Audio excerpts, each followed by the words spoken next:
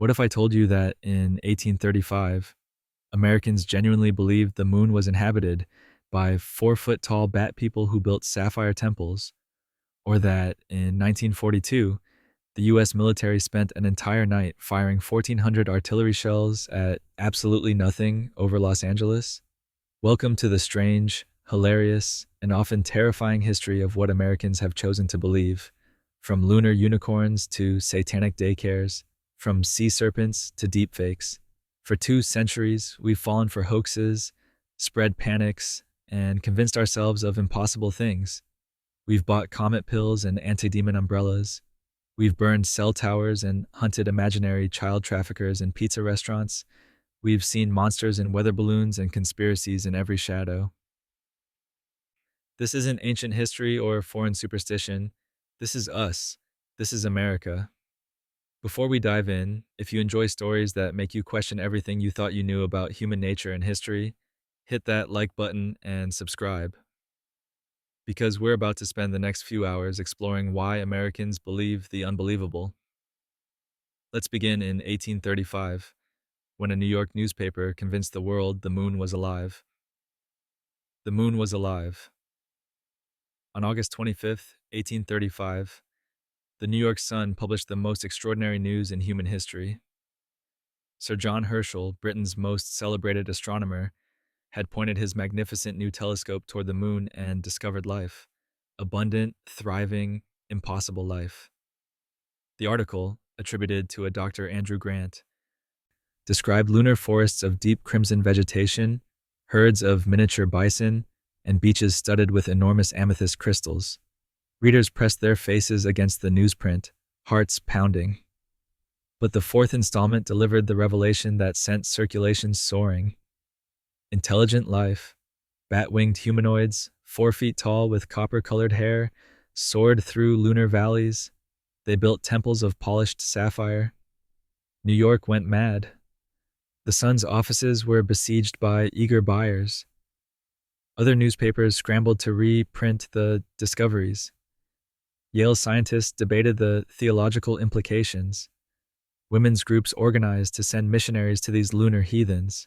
A delegation from Springfield traveled to New York specifically to view Herschel's telescope, not realizing it was 6,000 miles away in South Africa. The hoax was the brainchild of Richard Adams Locke, a Sun reporter frustrated by the newspaper's flagging sales. He understood something profound about his moment in history. Americans were desperate to believe the world was larger, stranger, and more wonderful than their daily experience suggested. The young nation, barely 60 years old, craved significance. If life existed on the moon, perhaps America's own frontier held undiscovered marvels. Locke wrote with scientific precision, peppering his prose with Latin terms and technical specifications. He name-dropped the Royal Society and Edinburgh journals. The verisimilitude was intoxicating. Why would anyone invent something so specific, so detailed, so boring in its technical passages? Only truth spoke with such tedium. The exposure came not from skeptics, but from colleagues. The New York Herald, envious of the Sun's success, investigated. They discovered Sir John Herschel had made no such announcements. When confronted, Locke eventually admitted the fabrication, though the Sun continued printing the series even after the confession. So hungry were readers for the story. The Great Moon Hoax taught newspapers a crucial lesson. Readers craved sensation over truth. They wanted the world to be enchanted. The Sun's circulation remained permanently elevated. Within months, other papers launched similar sensations. Wild beasts in Central Park, mermaids in the Pacific, cities beneath the ocean. The modern tabloid was born, and its midwife was a moon covered in fictitious Batmen. What's remarkable isn't that Locke lied. It's that readers wanted so desperately to inhabit a universe where such wonders existed. The hoax succeeded because it offered something the facts could not: meaning, mystery, and the promise that humanity wasn't alone in an empty cosmos. The prophet of the Shakers, Mother Ann Lee, founder of the Shakers, died in 1784. But in the 1830s, newspaper accounts insisted she had returned. The Shakers were already America's strangest Christians. They danced themselves into prophetic trances. They forbade marriage and sex entirely, recruiting only through conversion. They called their founder Mother Ann and believed she embodied Christ's female counterpart. When she died, followers maintained she would return to usher in the millennium. By 1837, the community in New Lebanon, New York, was experiencing what they called Mother's Work, a revival of supernatural gifts. Young Shaker women fell into ecstatic states, speaking in tongues, receiving visions, channeling dead prophets. Some claimed Mother Ann herself had descended to guide them. The secular press caught wind of these claims and promptly distorted them into headlines. The prophetess returns. Shaker founder resurrected. Pilgrims arrived by the wagon load. They wanted to witness the second coming or expose it as fraud. Shaker communities, usually open to curious visitors, locked their gates. The publicity was both blessing and curse. Donations poured in, but so did ridicule. Skeptical newspapers sent reporters to infiltrate meetings. They returned with breathless accounts of mass hysteria, young women writhing on floors, entire congregations marching in intricate patterns dictated by invisible angels. What the outside world couldn't grasp was that Shakers distinguished between spiritual presence and physical resurrection. Mother Ann's return was metaphorical, a renewed outpouring of divine gifts through living believers. But newspapers had no patience for theological nuance. They wanted resurrection or fraud, miracle or hoax. The confusion reveals how American revival culture of the 1830s operated. Camp meetings dotted the frontier, where preachers promised miracles, healings, and prophetic visions. The Second Great Awakening had primed Americans to expect divine intervention.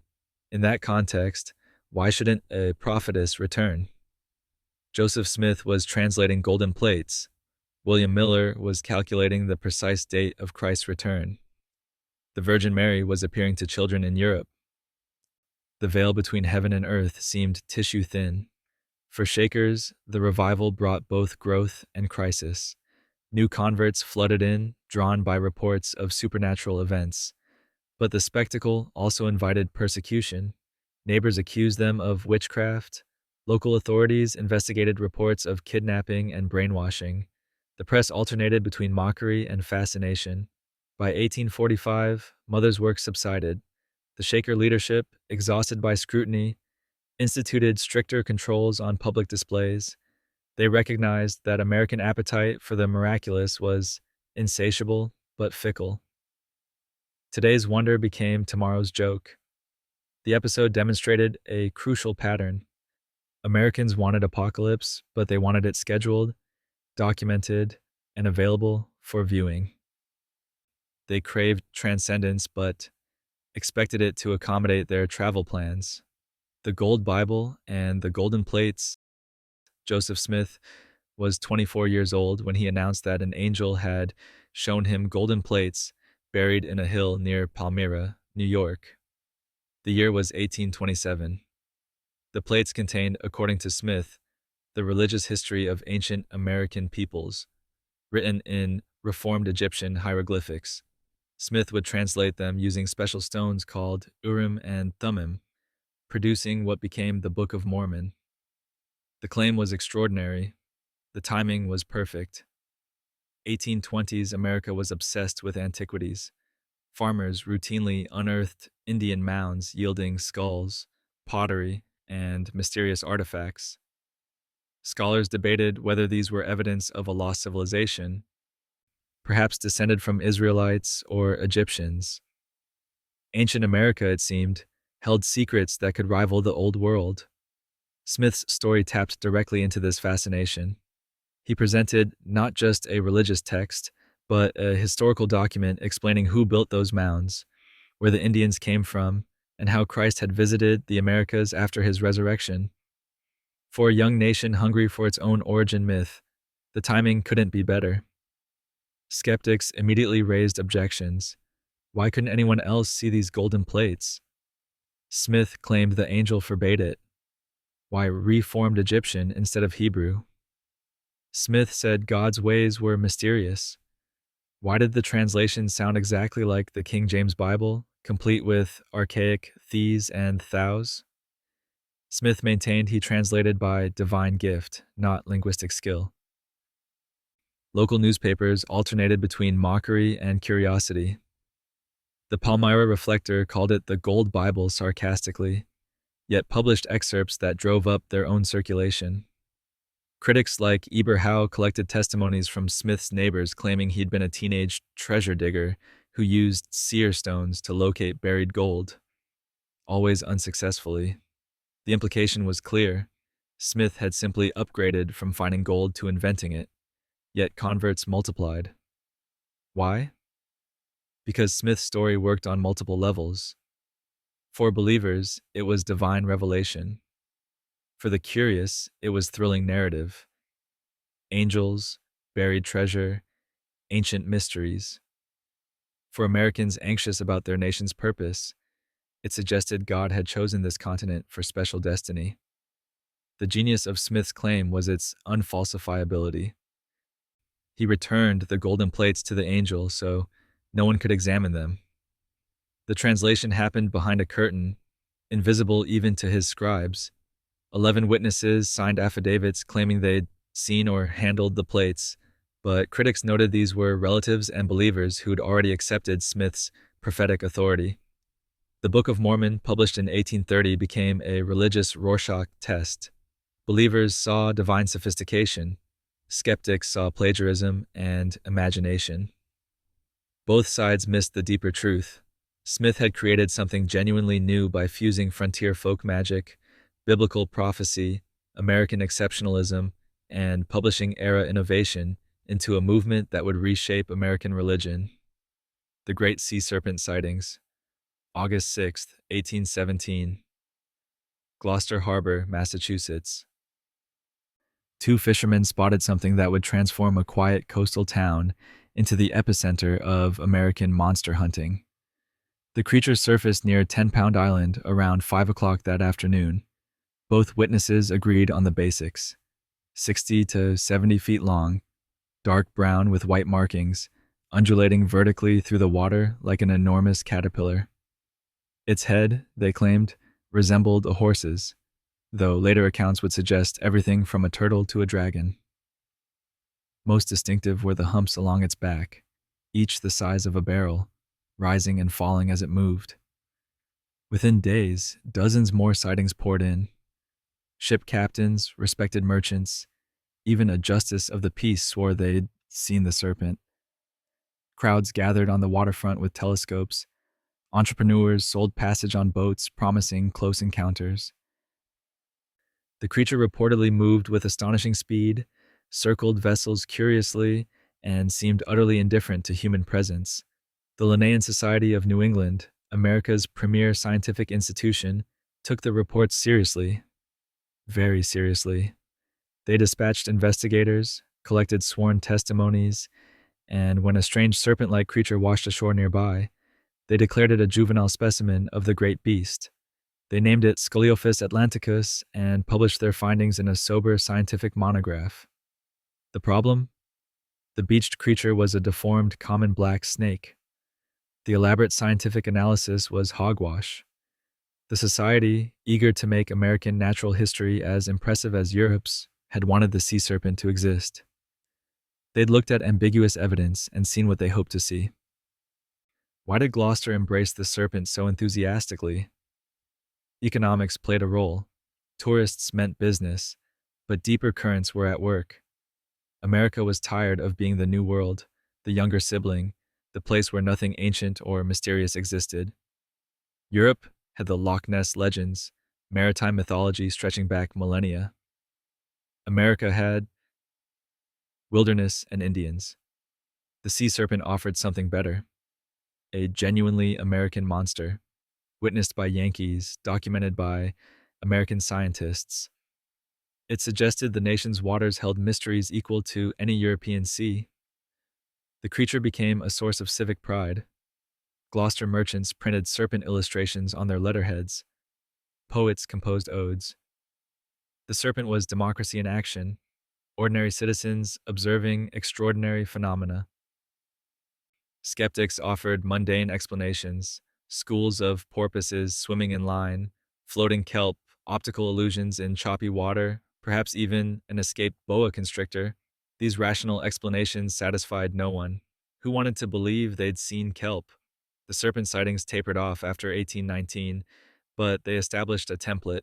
Americans would spend the next 2 centuries hunting Bigfoot, chasing UFOs, and photographing lake monsters, always seeking evidence that their land held secrets science hadn't yet cataloged. The Gloucester serpent taught us that democracy extends even to monsters. If enough citizens swear they've seen something, who are the experts to disagree? The Rochester Rappings, the Fox sisters, Maggie, Kate, and Leah, did not set out to change American religion. They just wanted to scare their mother. It was March 31st, 1848. In Hydesville, New York, Maggie, age 14, and Kate, age 11, had been making mysterious knocking sounds at night, hiding in their bedroom while their exhausted mothers searched for the source. Mrs. Fox was convinced the house was haunted. The girls, delighted by the prank, kept going. But that March night, Kate took it further. She snapped her fingers and commanded, "Here, Mr. Splitfoot, do as I do." The knocks responded, mimicking her rhythm exactly. Mrs. Fox went pale. Kate snapped again. The knocks followed. Margaret Fox's daughters, she realized, were communicating with the dead. Within hours, neighbors filled the cottage. Someone suggested asking yes or no questions. 1 knock for no, 2 for yes. The spirit claimed to be Charles Rosna, a peddler murdered in that very house years earlier and buried in the cellar.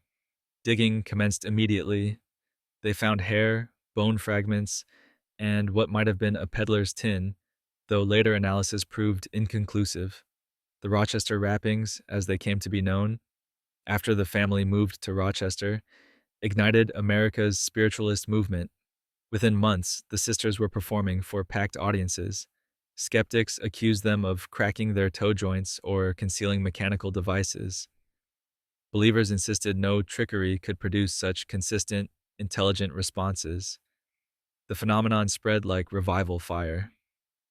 Mediums appeared in every major city, all using the Fox sisters' method. Seances moved from cottage parlors to elegant salons. Grieving mothers contacted dead children. Widows received messages from departed husbands.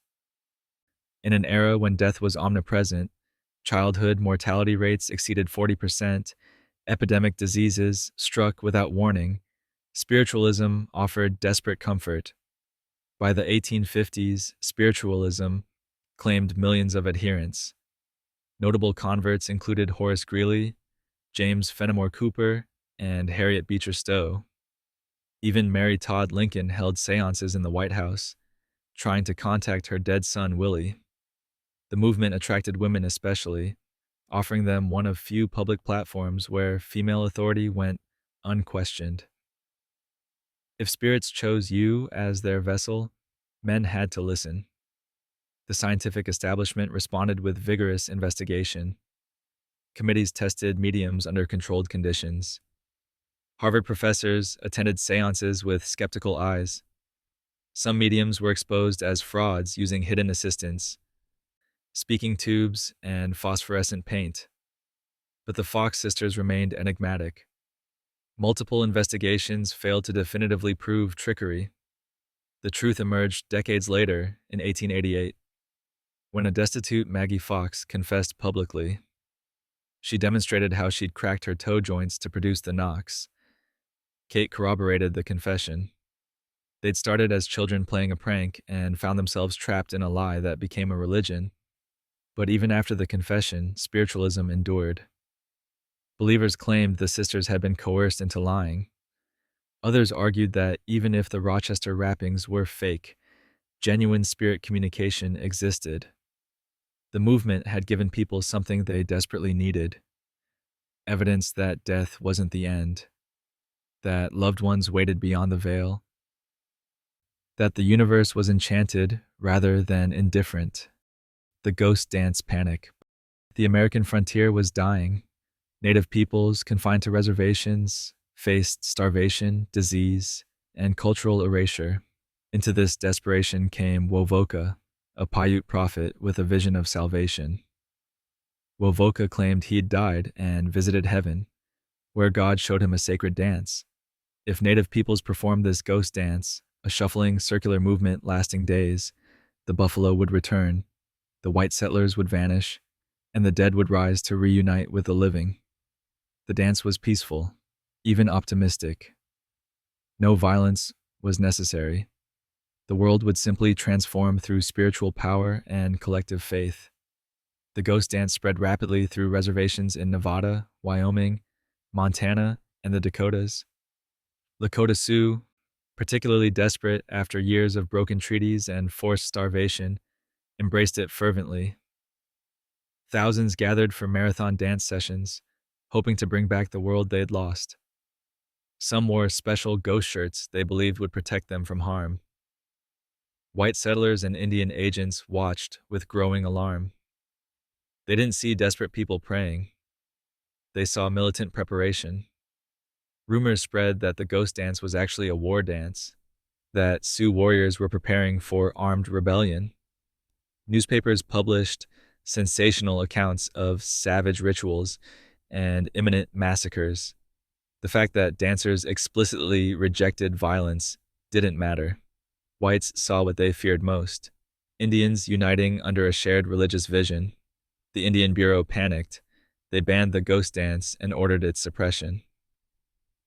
When Lakota dancers refused to stop, troops were dispatched. Tension escalated through the autumn of 1890. Sitting Bull, the legendary Sioux leader, was killed on December 15th during an arrest attempt. His death sent shockwaves through the reservation. 2 weeks later came Wounded Knee. On December 29th, the 7th Cavalry intercepted Chief Bigfoot's band of Miniconjou Sioux near Wounded Knee Creek in South Dakota. The Sioux were traveling to Pine Ridge, cold and starving, seeking shelter. They weren't fleeing. They weren't attacking. They were simply trying to survive the winter. The cavalry demanded they surrender their weapons. During the tense disarmament, a shot fired. Whether accidental or deliberate remains disputed. The cavalry opened fire with rifles and Hotchkiss guns. The massacre lasted less than an hour. Approximately 300 Sioux died, including Bigfoot, who had been dying of pneumonia. Most victims were women and children shot while fleeing. 25 soldiers died, many from friendly fire. The ghost dance ended at Wounded Knee, not because it failed spiritually, but because the U.S. military made clear that even peaceful native resistance would be met with overwhelming force. The dance had promised that correct faith and ritual would restore the world. Instead, it demonstrated that belief, no matter how sincere, couldn't stop bullets. What makes the ghost dance panic tragic is how preventable it was. Had authorities actually investigated the dance rather than assuming the worst, they'd have found a peaceful religious movement, but fear of native unity, of prophetic leadership, of religious fervor they couldn't control, transformed prayer into threat. The panic wasn't about what the ghost dance was. It was about what whites feared it might become. The Cardiff Giant, George Hull, was an atheist cigar manufacturer from Binghamton, New York, and in 1868, he decided to prank American Christianity. Hull had gotten into an argument with a Methodist revivalist minister who insisted every word of Genesis was literally true, including the passage claiming there were giants in the earth in those days. Hull, amused and irritated, conceived an audacious hoax. He'd create a giant, bury it, and watch believers celebrate it as proof of Scripture. Hull traveled to Fort Dodge, Iowa, and purchased a 5-ton block of gypsum. He hired sculptors in Chicago, swearing them to secrecy, and had them carve a 10-foot-tall man in repose, naked and ancient-looking. They pounded the surface with darning needles to simulate pores and aged the stone with sulfuric acid. The result was convincingly eerie, not quite alive, not quite art, but something in between. In 1868, Hull had the giant shipped to his cousin's farm in Cardiff, New York, and buried 12 feet deep. He waited a full year. Then, on October 16th, 1869, he had workers dig a well in that exact spot. Within hours, they'd discovered the Cardiff Giant. The response exceeded Hull's wildest expectations. Crowds arrived immediately. His cousin William Newell erected a tent and charged 50 cents admission. Within days, thousands were paying to glimpse the giant. Newspapers sent correspondents. Scientists arrived to investigate. The Syracuse Journal declared it the most remarkable object ever brought to light in this country. Opinion divided sharply. Some insisted it was a petrified man from biblical times. Others claimed it was an ancient statue carved by Jesuit missionaries or pre-Columbian civilizations. A few skeptics immediately called fraud, but they were drowned out by believers and the curious willing to suspend disbelief for the price of admission. The spectacle became a carnival. Newell raised admission to $1, 2 days' wages for a laborer, and crowds still came. Preachers delivered sermons beside the giant, citing it as proof of Genesis. Poets composed verses. Photographers sold stereoscopic images. The giant became America's most famous attraction. P.T. Barnum, recognizing a competitor, offered $3,000 to lease the giant for 3 months. When Hull refused, Barnum simply created his own replica and displayed it in New York, claiming Hull's giant was the fake. The absurd spectacle of dueling giants should have exposed the hoax, but it only increased public fascination. The truth emerged within months. The sculptors confessed. Hull admitted the hoax. But exposure barely dented the giant's popularity. People kept coming to see the fake, curious about what had fooled so many. The Cardiff Giant went on tour for decades. What Hull hadn't anticipated was that Americans didn't actually need the giant to be real. They needed the experience, the wonder, the argument, the spectacle. The giant offered something better than proof of Genesis. It offered entertainment, communal experience, and the pleasure of arguing about truth while paying admission. The Cardiff Giant revealed that American belief was democratic and commercial. If enough people paid to see something, it gained its own reality regardless of authenticity. The hoax succeeded not by fooling everyone, but by creating a cultural event too entertaining to resist, even after exposure. The Mountain Meadow Meteorite Man. In the 1870s, Nevada was a place where men reinvented themselves and the past seemed malleable. James Worthing, a prospector working near Winnemucca, claimed to have made an extraordinary discovery. A meteorite covered with alien inscriptions. The stone itself was unremarkable, about 2 feet long, dark, roughly oval. But carved across its surface were strange symbols that resembled neither English nor any Native American language Worthing recognized. He insisted he'd found it embedded in rock, suggesting it had been there for centuries, perhaps millennia. The carvings, he argued, proved that ancient astronauts or an advanced pre-Columbian civilization had visited Nevada. Worthing understood his audience. Post-Civil War America was obsessed with archaeological mysteries. Heinrich Schliemann had recently excavated Troy, proving Homer's epics had historical basis. Egyptology was revealing pharaonic splendors. Americans, anxious that their continent lacked comparable antiquity, eagerly seized on any hint of ancient civilizations. Newspapers picked up Worthing's story enthusiastically. The San Francisco Chronicle ran breathless coverage. Eastern papers reprinted the tale. Learned societies debated the inscription's origin. Some suggested Phoenician traders had reached Nevada millennia ago. Others proposed Welsh explorers or lost Roman legions. The more fantastical the theory, the more attention it received. The Smithsonian Institution eventually got involved. They requested photographs and rubbings of the inscriptions. Worthing, sensing opportunity, demanded payment for his discovery. He hinted that unless compensated, he might sell the meteorite to private collectors or European museums. The implicit threat was clear. America might lose this priceless artifact to foreign hands. What Worthing hadn't counted on was methodical scholarship. Smithsonian researchers compared his inscriptions with known writing systems. They consulted linguists and paleographers. The verdict came back unambiguous. The symbols were crude imitations of various ancient scripts jumbled together without linguistic coherence.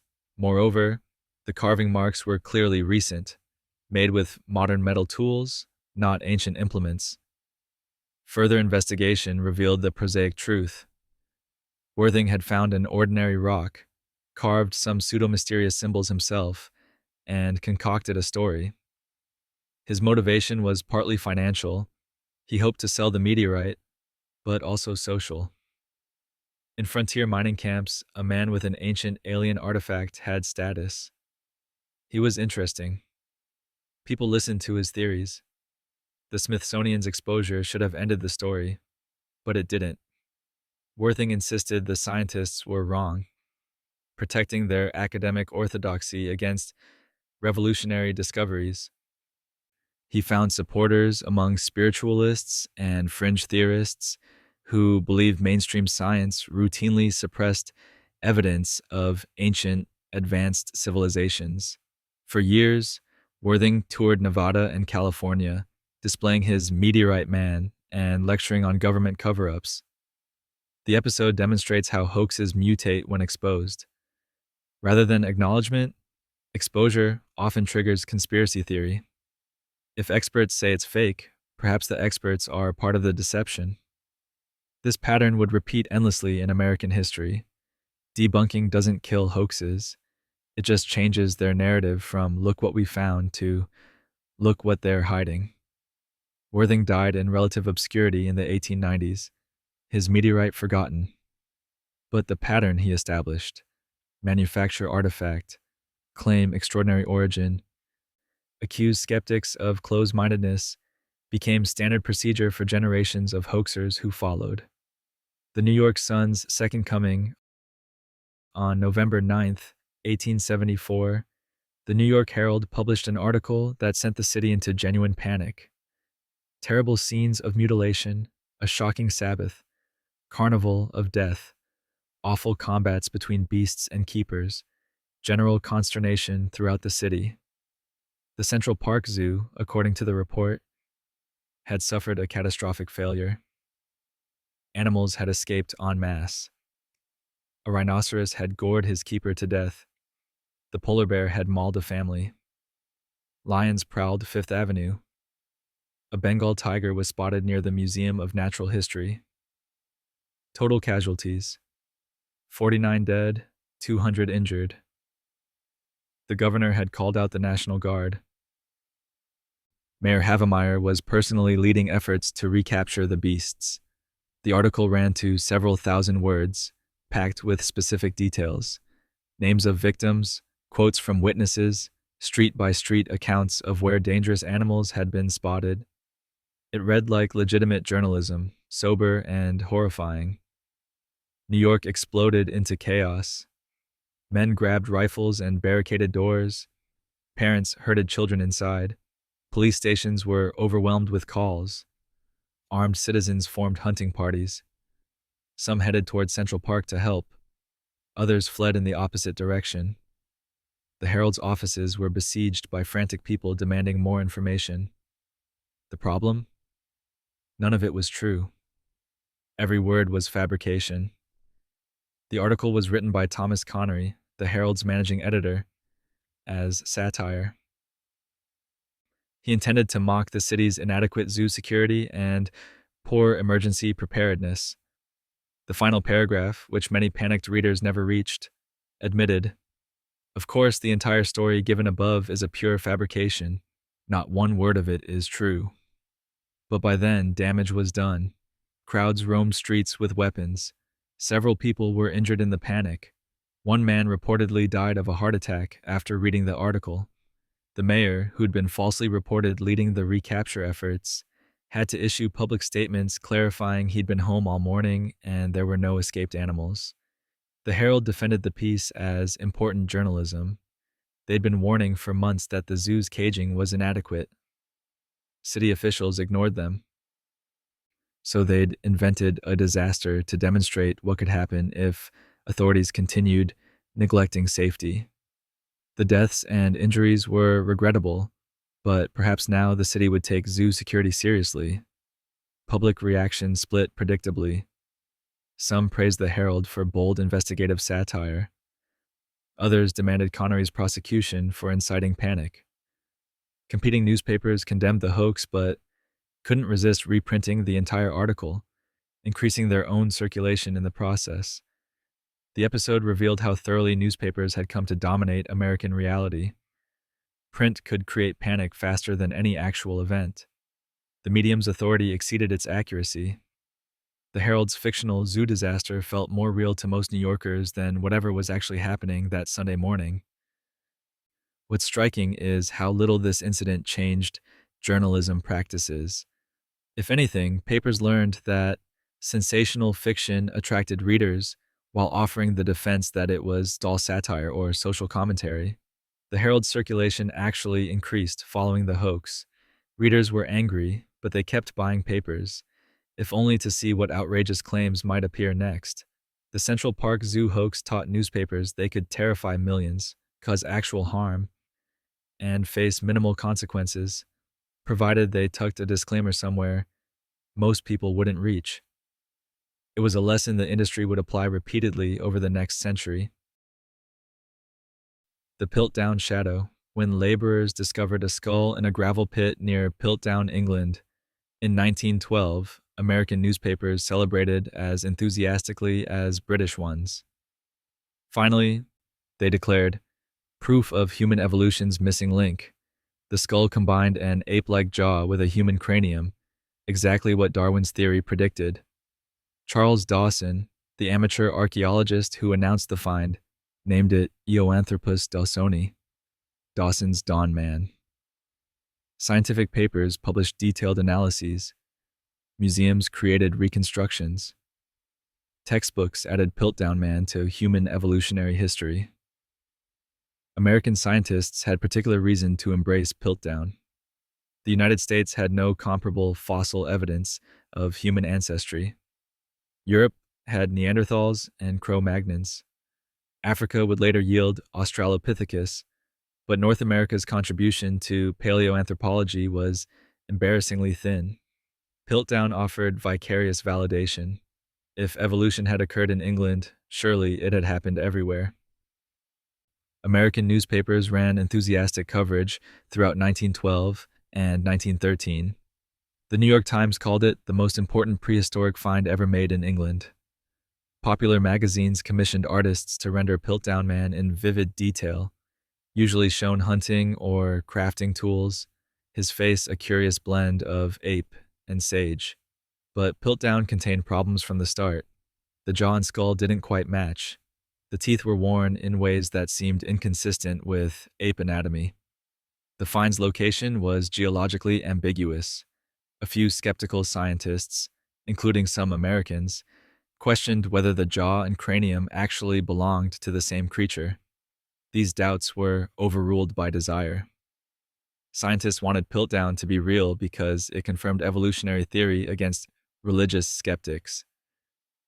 Museums wanted it because it attracted visitors. Journalists wanted it because it sold papers. The British wanted national glory.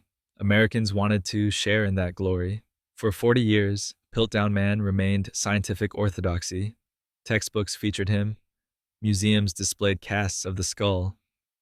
When other fossils failed to match Piltdown's unique combination of features, scientists contorted explanations rather than question the original find.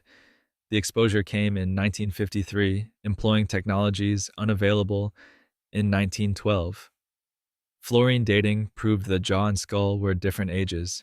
Microscopic analysis revealed the teeth had been filed down artificially. The ancient bones had been stained to appear fossilized. Piltdown Man was a hoax, a medieval human skull combined with an orangutan jaw, carefully modified and planted. The revelation shocked the scientific community, but Americans felt the sting particularly. U.S. scientists had championed Piltdown without subjecting it to rigorous scrutiny. They'd wanted so desperately for the fossil record to prove evolution that they'd accepted evidence that confirmed their theories without adequate skepticism. Who perpetrated the hoax remains disputed. Dawson, who died in 1916, is the prime suspect, but some historians suggest Pierre Teilhard de Chardin, Martin Hinton, or even Arthur Conan Doyle might have been involved. The mystery of the hoaxer's identity almost overshadows the hoax itself.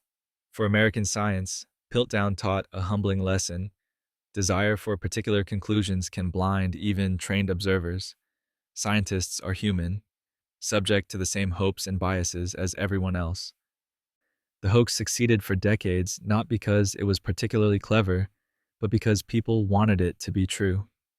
Airships over Kansas. In the spring of 1897, thousands of Americans witnessed something impossible in the night sky.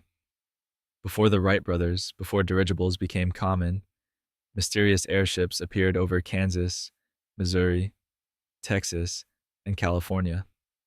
The first sighting came on March 23rd in Omaha, Nebraska. Witnesses described a cigar-shaped craft with brilliant searchlights moving against the wind at impossible speeds.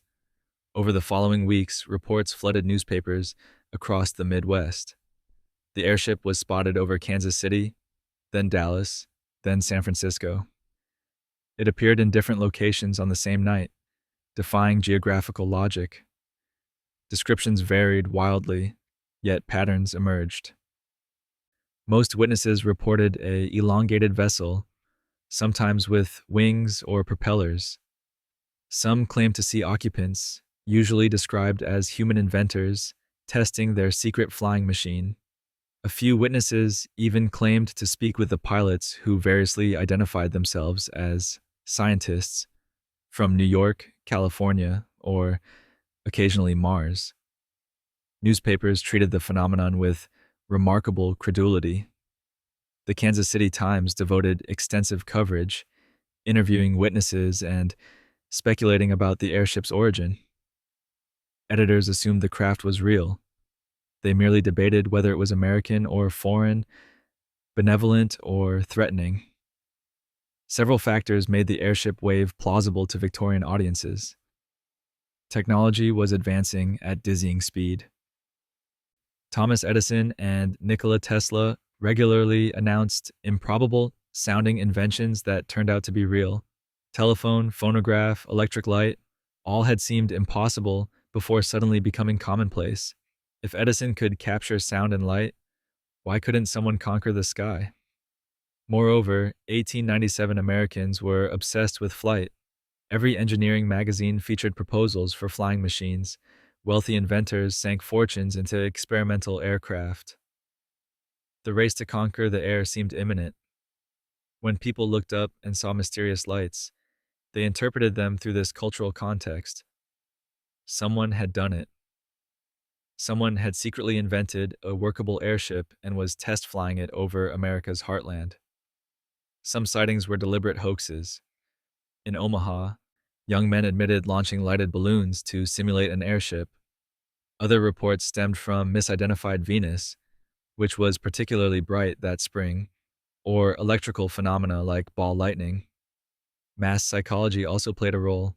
Once newspapers reported airships, people began seeing them everywhere, their expectations shaping perception. But the phenomenon can't be reduced to simple fraud or misidentification. The airship wave represented collective imagination made visible. Americans in 1897 stood at a technological threshold. They knew flight was coming. They just didn't know when or how. The mysterious airships embodied that anticipation. Whether the craft existed mattered less than what they represented: progress, innovation, humanity's imminent conquest of nature's limits. By May, sightings ceased as abruptly as they had begun. The airship vanished without explanation. No inventor claimed credit. No wreckage was found. Skeptics declared the entire episode mass hysteria. Believers insisted the inventor simply perfected his craft and flew elsewhere. The airship wave established patterns that would repeat throughout the 20th century. UFO reports, particularly. When people expect technological marvels, they see technological marvels. The sky becomes a screen for projecting collective hopes and fears about the future. The rainmakers. In the 1890s, the Great Plains suffered devastating drought. Crops withered, cattle died, farmers faced ruin. Into this desperation came the rainmakers, promising to summon water from cloudless skies. The most famous was Charles Hatfield, but dozens of others worked similar schemes. Their methods varied. Some used chemicals, other explosives. A few claimed to employ electrical principles, but the pitch was identical. Pay me, and I'll make it rain. Hatfield's approach was typical. He erected towers in drought-stricken regions and released a secret mixture of chemicals into the air. These substances, he claimed, would attract moisture and trigger precipitation. He demanded payment only if successful, which made him seem confident rather than fraudulent. When it inevitably rained, eventually it always does, Hatfield collected his fee. The rainmakers emerged from legitimate meteorological theory. Scientists knew that moisture existed in even dry air. They understood that particulates could serve as condensation nuclei for water droplets. The question was whether humans could artificially trigger precipitation. Rainmakers claimed they could. Communities facing agricultural collapse were willing to try anything. Town councils voted to hire rainmakers. Farmers pooled money for their services. Newspapers covered each attempt with breathless anticipation. When the rains came, communities celebrated and paid handsomely. When drought continued, rainmakers blamed unfavorable conditions or insisted more chemicals were needed. The business model was ingenious. Rainmakers typically worked in late spring or early summer when rain was likeliest anyway. They'd perform their mysterious rituals, releasing chemicals, firing cannons into clouds, whatever their particular method entailed. If rain fell within a reasonable time frame, they claimed credit. If not, they blamed the town for insufficient faith or inadequate chemical quantities. Skeptics pointed out the obvious. Rainmakers had no more control over weather than anyone else. Statistical analysis showed their success rate matched random chance. When challenged, rainmakers retreated into pseudoscientific jargon or claimed their methods were too sophisticated for laypeople to understand, but debunking barely dented the industry. Desperate farmers didn't care about statistical analysis. They needed rain, needed hope, needed someone claiming they could help. Rainmakers provided psychological comfort, even if they provided no moisture. The most spectacular failure came in San Diego in 1916. The city hired Charles Hatfield to fill the Morena Reservoir, which had been dangerously low. Hatfield erected his towers and began his chemical treatments. Within weeks, unprecedented rains arrived, 30 inches in a month.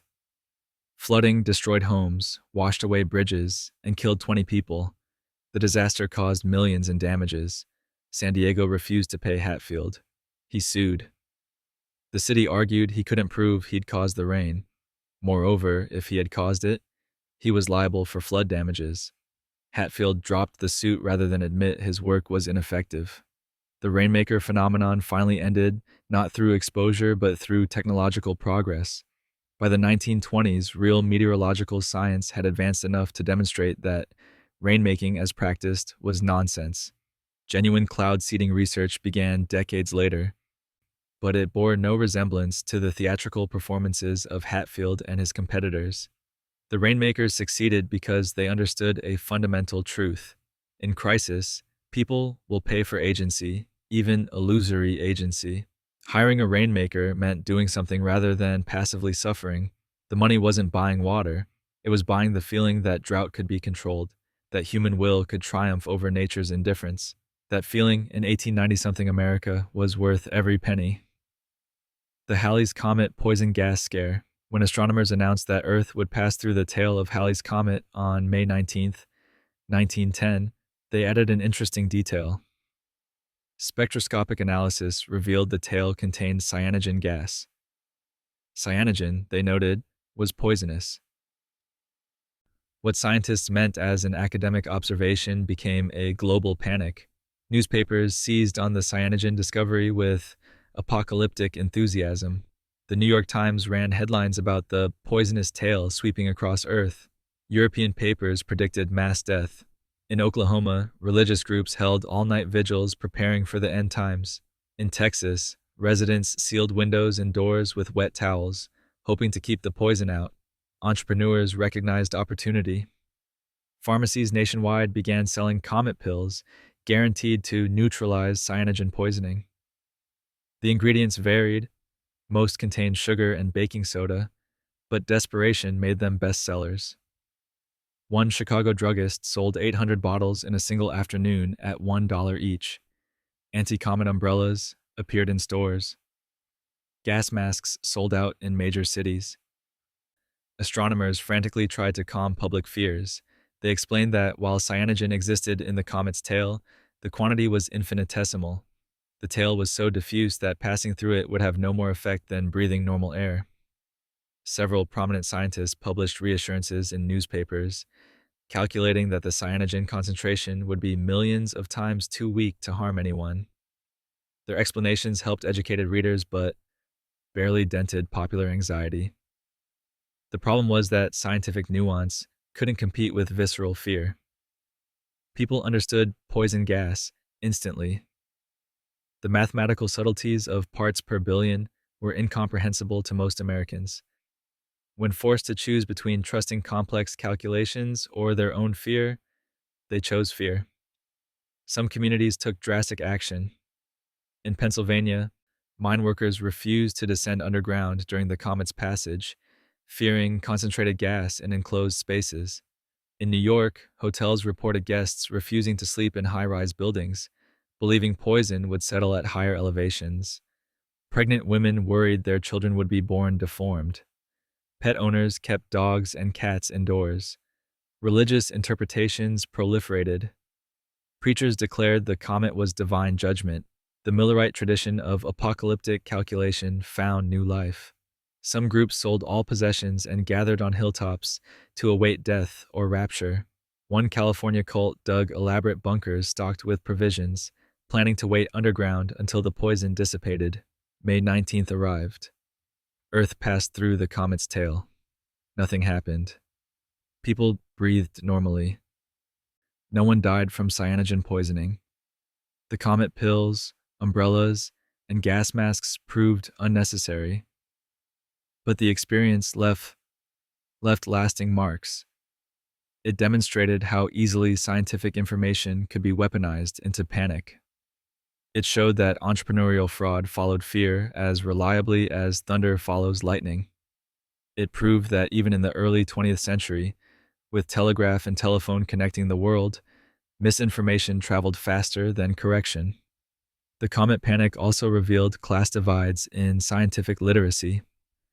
Educated urbanites generally understood astronomers' reassurances. Rural and working-class communities, lacking access to quality science education, had no framework for evaluating competing claims. When experts said one thing and newspapers screamed another, they trusted the medium that spoke their language. Halley's comet wouldn't return until 1986. By then, scientific communication had improved, but the fundamental dynamic, sensational claims spreading faster than careful truth, remained depressingly familiar. The comet pills were gone, but their descendants proliferated in every medium. The Phantom Air Raid of Los Angeles. In January 1915, years before America entered the Great War, Los Angeles experienced its first air raid. Except there were no planes, no bombs, and no enemy. Just fear, imagination, and the power of suggestion. The panic began with German U-boats. Submarines had been spotted off the California coast, or so rumors claimed. The Kaiser's Navy was prowling American waters, preparing to shell coastal cities. Never mind that Germany had no strategic interest in attacking Los Angeles, or that submarines of that era couldn't cross the Pacific. Fear doesn't require logic. On the night of January 25th, residents reported seeing lights over the ocean. Not stars or fishing vessels, but something more sinister. German Zeppelin airships preparing to bomb the city. Witnesses called police. Police notified military authorities. Within hours, thousands of Angelenos were convinced an air raid was imminent. The military took the threat seriously. Fort MacArthur went on alert. Soldiers scanned the night sky with searchlights.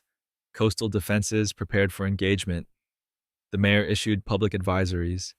Newspapers printed special editions warning of possible attack. But no attack came. The lights over the ocean were Venus and Jupiter, unusually bright that month. The Zeppelin engines witnesses reported hearing were automobile traffic and industrial machinery. The entire crisis existed solely in collective imagination, triggered by war anxiety and fed by rumor. What makes the 1915 panic remarkable is its precedent-setting nature. This was America's first widespread fear of aerial bombardment, a terror that would define much of the 20th century. Los Angeles residents had never considered that death might rain from above. Now they did. The psychological landscape had shifted permanently. The Phantom Air Raid also demonstrated how quickly urban populations could be mobilized by fear. Within hours, an entire city had armed itself, extinguished lights, and prepared for combat against an imaginary enemy. The infrastructure of panic proved remarkably efficient. Newspapers played a crucial role in both creating and sustaining the crisis. Early editions reported unidentified aircraft as fact. Later editions hedged, introducing skepticism. But by then, damage was done. Readers remembered the first alarming headlines, not the subsequent corrections. This pattern, sensational claim followed by quiet retraction, would repeat throughout the century. The 1915 Los Angeles panic foreshadowed the 1942 Battle of Los Angeles, when anti-aircraft guns fired at nothing for hours. Both incidents revealed the same vulnerability. When primed to expect attack, Americans saw enemies everywhere. The sky itself became threatening. Military officials eventually issued statements clarifying that no German aircraft had approached California. They attributed the reports to war nerves and overactive imaginations, but they also quietly improved coastal defenses, unwilling to appear complacent if a real attack materialized. The Phantom Raid taught California that modern warfare erased the distinction between battlefield and home front. If war could come from the sky, nowhere was safe. This realization transformed architecture, urban planning, and civilian psychology. Cities began considering evacuation plans and shelter systems. The home, once sanctuary, became potential target. For Germany, the Phantom Raid represented an unexpected victory. Without firing a shot or flying a single mission, they'd terrorized a major American city. Psychological warfare, it turned out, required no weapons beyond fear itself. The 1915 panic seems almost quaint compared to later 20th century terrors, but it established templates that would govern American responses to perceived threats for generations. Quick escalation, military mobilization, media amplification, and the lingering suspicion that official all-clear announcements might be premature. Los Angeles had seen the future. It looked terrifying, even when it didn't exist. The Mad Gasser of Mattoon, Illinois, was a quiet prairie town where nothing ever happened. Then, in September 1944, someone began attacking residents with poison gas. The first victim was Aline Kearney, who woke on September 1st to a sickening sweet odor filling her bedroom. Within minutes, she felt paralyzed, unable to move her legs. She screamed for her sister. By the time help arrived, the smell had dissipated, but Kearney's temporary paralysis persisted for hours. Her husband, arriving home later, spotted a strange man lurking near the window. The next night, 3 more households reported similar attacks. A sweet, nauseating odor would seep through windows, followed by nausea, paralysis, and vomiting. Victims described burning sensations in their mouths and throats. The attacks always occurred at night, always through windows, and the attacker always escaped before police arrived. The Mattoon Journal-Gazette ran front-page coverage. Within days, panic gripped the town. Hardware stores sold out of locks and window latches. Men organized armed patrols. Women refused to sleep alone. Police received dozens of calls nightly from residents reporting suspicious odors or prowlers. The Mad Gasser, as newspapers dubbed him, became increasingly bold, or so it seemed. Attack reports multiplied. Witnesses described a tall man in dark clothing, sometimes wearing a gas mask. One woman claimed the gasser sprayed directly through her window screen, leaving a cloth saturated with chemicals. Analysis revealed the cloth contained nothing unusual. Police Commissioner Thomas Wright initially took reports seriously. He dispatched extra patrols. He consulted with chemists about possible toxins. But as days passed and officers found no evidence, no chemical residues, no footprints, no physical proof of an attacker, Wright grew skeptical. The breakthrough came when psychologists examined the pattern of reports. All victims were women or children, never men. Attacks occurred only in homes where newspapers had been delivered, suggesting victims knew about previous incidents. Symptoms matched anxiety attacks more closely than chemical exposure. Most tellingly, once police publicly expressed skepticism, new reports ceased almost immediately. The Mad Gasser was mass hysteria, triggered by legitimate anxiety. Mattoon, like all American towns in 1944, was on edge. Husbands and sons were overseas fighting. News from Europe described Nazi chemical weapons. Communities feared saboteurs and enemy agents. In this climate, one person's genuine but misunderstood experience, perhaps Aline Kearney, encountered an unusual odor from industrial sources, sparked collective panic. The case became a landmark study in social psychology. Donald Johnson's 1945 analysis identified key factors in mass hysteria: pre-existing anxiety, ambiguous stimuli, media amplification, and social reinforcement. Each reported attack validated others' fears, creating a feedback loop. Mattoon residents were embarrassed when psychologists published their findings. The town became a national punchline. Locals insisted the gasser was real, that outsiders were dismissing their genuine terror. This defensive reaction is common in mass hysteria cases. Admitting delusion is harder than maintaining belief. Interestingly, Mattoon had experienced a similar panic in 1933. That gasser attacked fewer people and drew less publicity, but the pattern was identical. Mysterious nighttime attacks, sweet odors, temporary paralysis, no physical evidence. The repeat episodes suggest something about Mattoon specifically: its social dynamics, its anxieties, its susceptibility to collective fear. The Mad Gasser taught psychologists that mass hysteria doesn't require conscious fraud. Mattoon residents genuinely believed they'd been attacked. Their symptoms were real, even if the attacker wasn't. The mind, under sufficient stress, creates its own reality. And in wartime America, stress was abundant. The War of the Worlds broadcast panic, October 30th, 1938. 8 o'clock Eastern Time.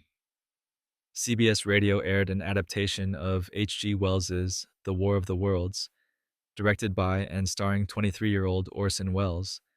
What happened next became American mythology: nationwide panic, thousands fleeing homes, citizens arming themselves against Martian invaders, roads jammed with refugees, hospitals treating shock victims. The story of mass hysteria so profound it proved Americans couldn't distinguish fiction from reality. Except most of that story is false. The broadcast opened with clear identification. The Columbia Broadcasting System and its affiliated stations present Orson Welles and the Mercury Theater on the air in The War of the Worlds by H.G. Wells. Announcements repeated at commercial breaks. The entire production lasted less than an hour. Anyone listening continuously knew it was drama. But Wells's innovation was formatting the show as simulated news bulletins interrupting regular programming. The first 15 minutes mimicked an orchestra broadcast repeatedly interrupted by breaking news about mysterious explosions on Mars, then meteor impacts in New Jersey, then military responses to alien machines. It was brilliant radio theater, deliberately blurring the line between entertainment and emergency broadcast.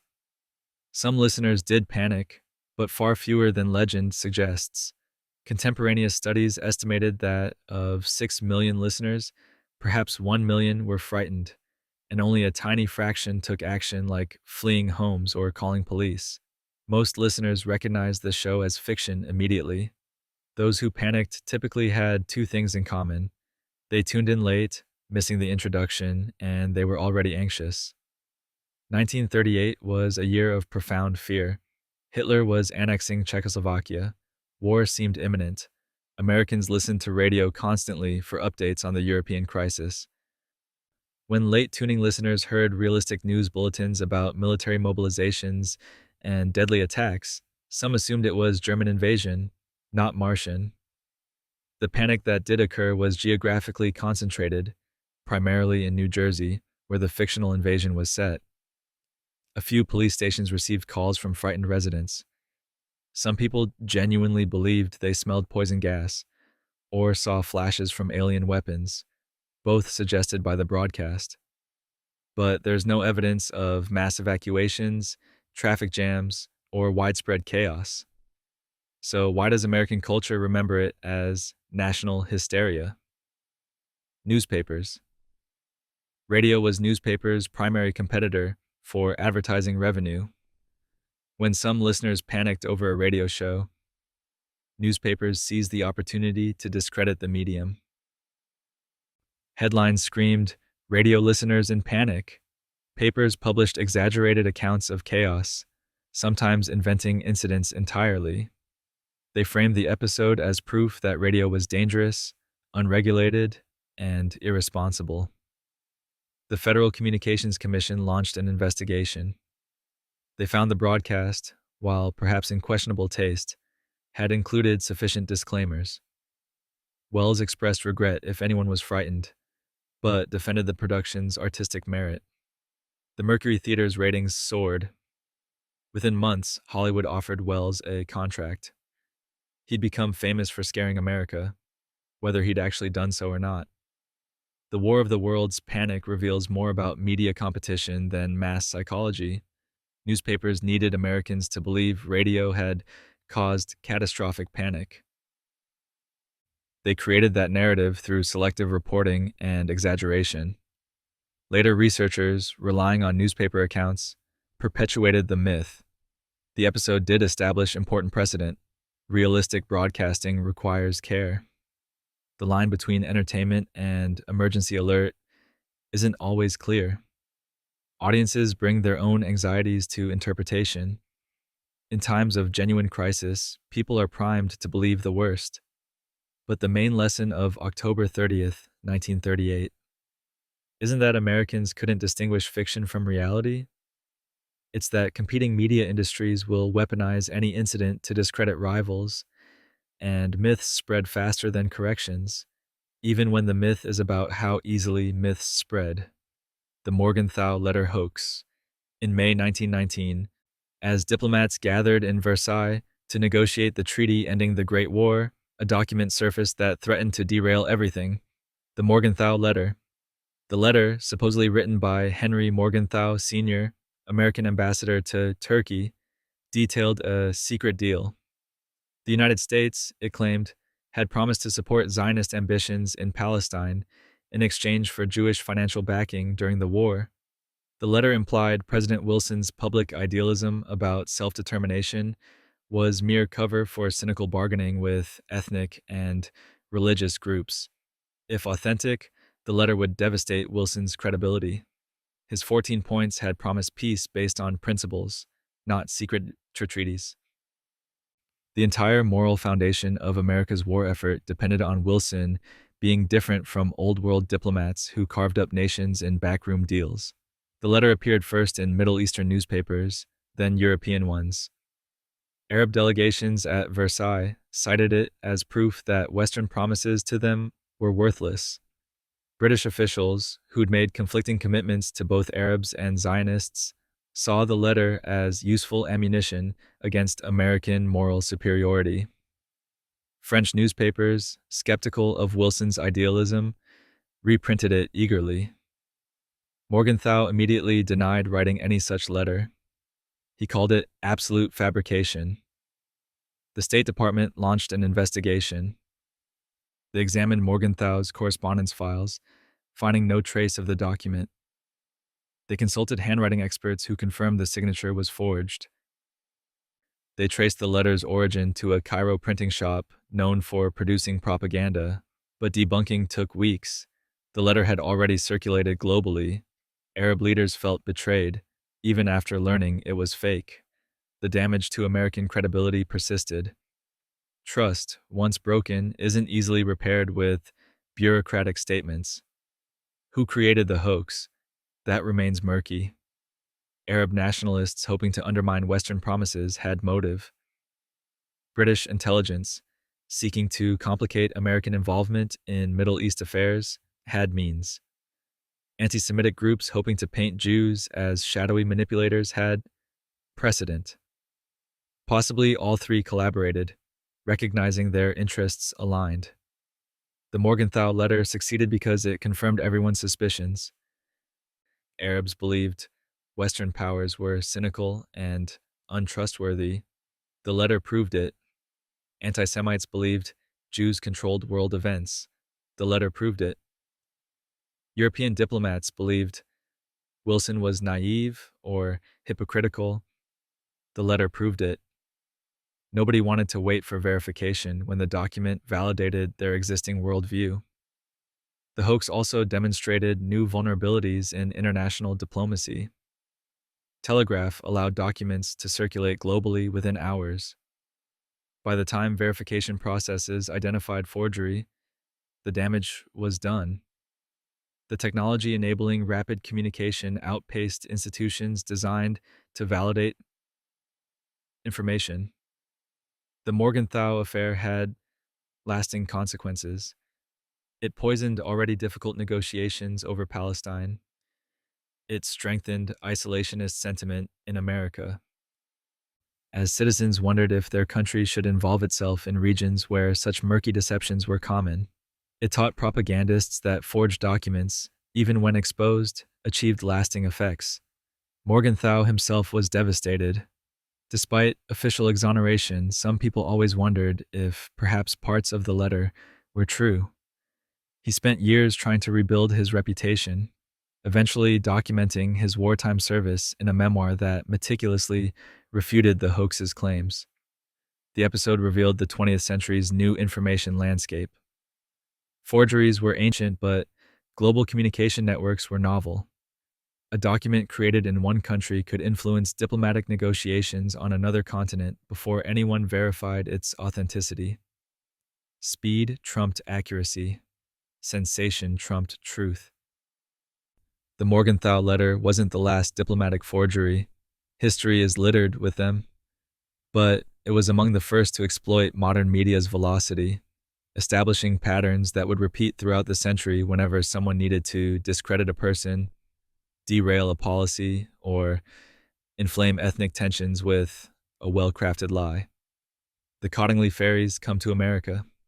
In 1917, two English girls, Elsie Wright and Frances Griffiths, borrowed a camera and returned from a Yorkshire glen with impossible photographs. The images showed the girls playing with tiny winged fairies. The photos might have remained family curiosities, except they reached Sir Arthur Conan Doyle. The creator of Sherlock Holmes, that paragon of logic, was also a devout spiritualist desperate for proof of supernatural existence. When he saw the Cottingley photographs, he believed absolutely. Doyle published the photos in the Strand magazine in 1920 with an article titled Fairies Photographed, an Epoch-Making Event. He argued that if spirits existed, and millions of spiritualists knew they did, then why not fairies? The photographs were, he insisted, scientific evidence of the elemental kingdom. American spiritualists embraced the Cottingley fairies with fervent enthusiasm. The photos appeared in American magazines, syndicated newspapers, and spiritualist journals. From Boston to Los Angeles, believers pointed to Cottingley as vindication. Seances incorporated fairy sightings into their roster of supernatural contacts. Mediums claimed to channel fairy spirits alongside the usual human dead. The timing was perfect. World War I had left millions grieving. Spiritualism offered comfort, suggesting death wasn't final. Cottingley fairies extended that comfort. If the supernatural realm was real and photographable, then perhaps loved ones truly did wait beyond the veil. The fairies weren't just whimsical creatures. They were proof of an enchanted universe where death had no dominion.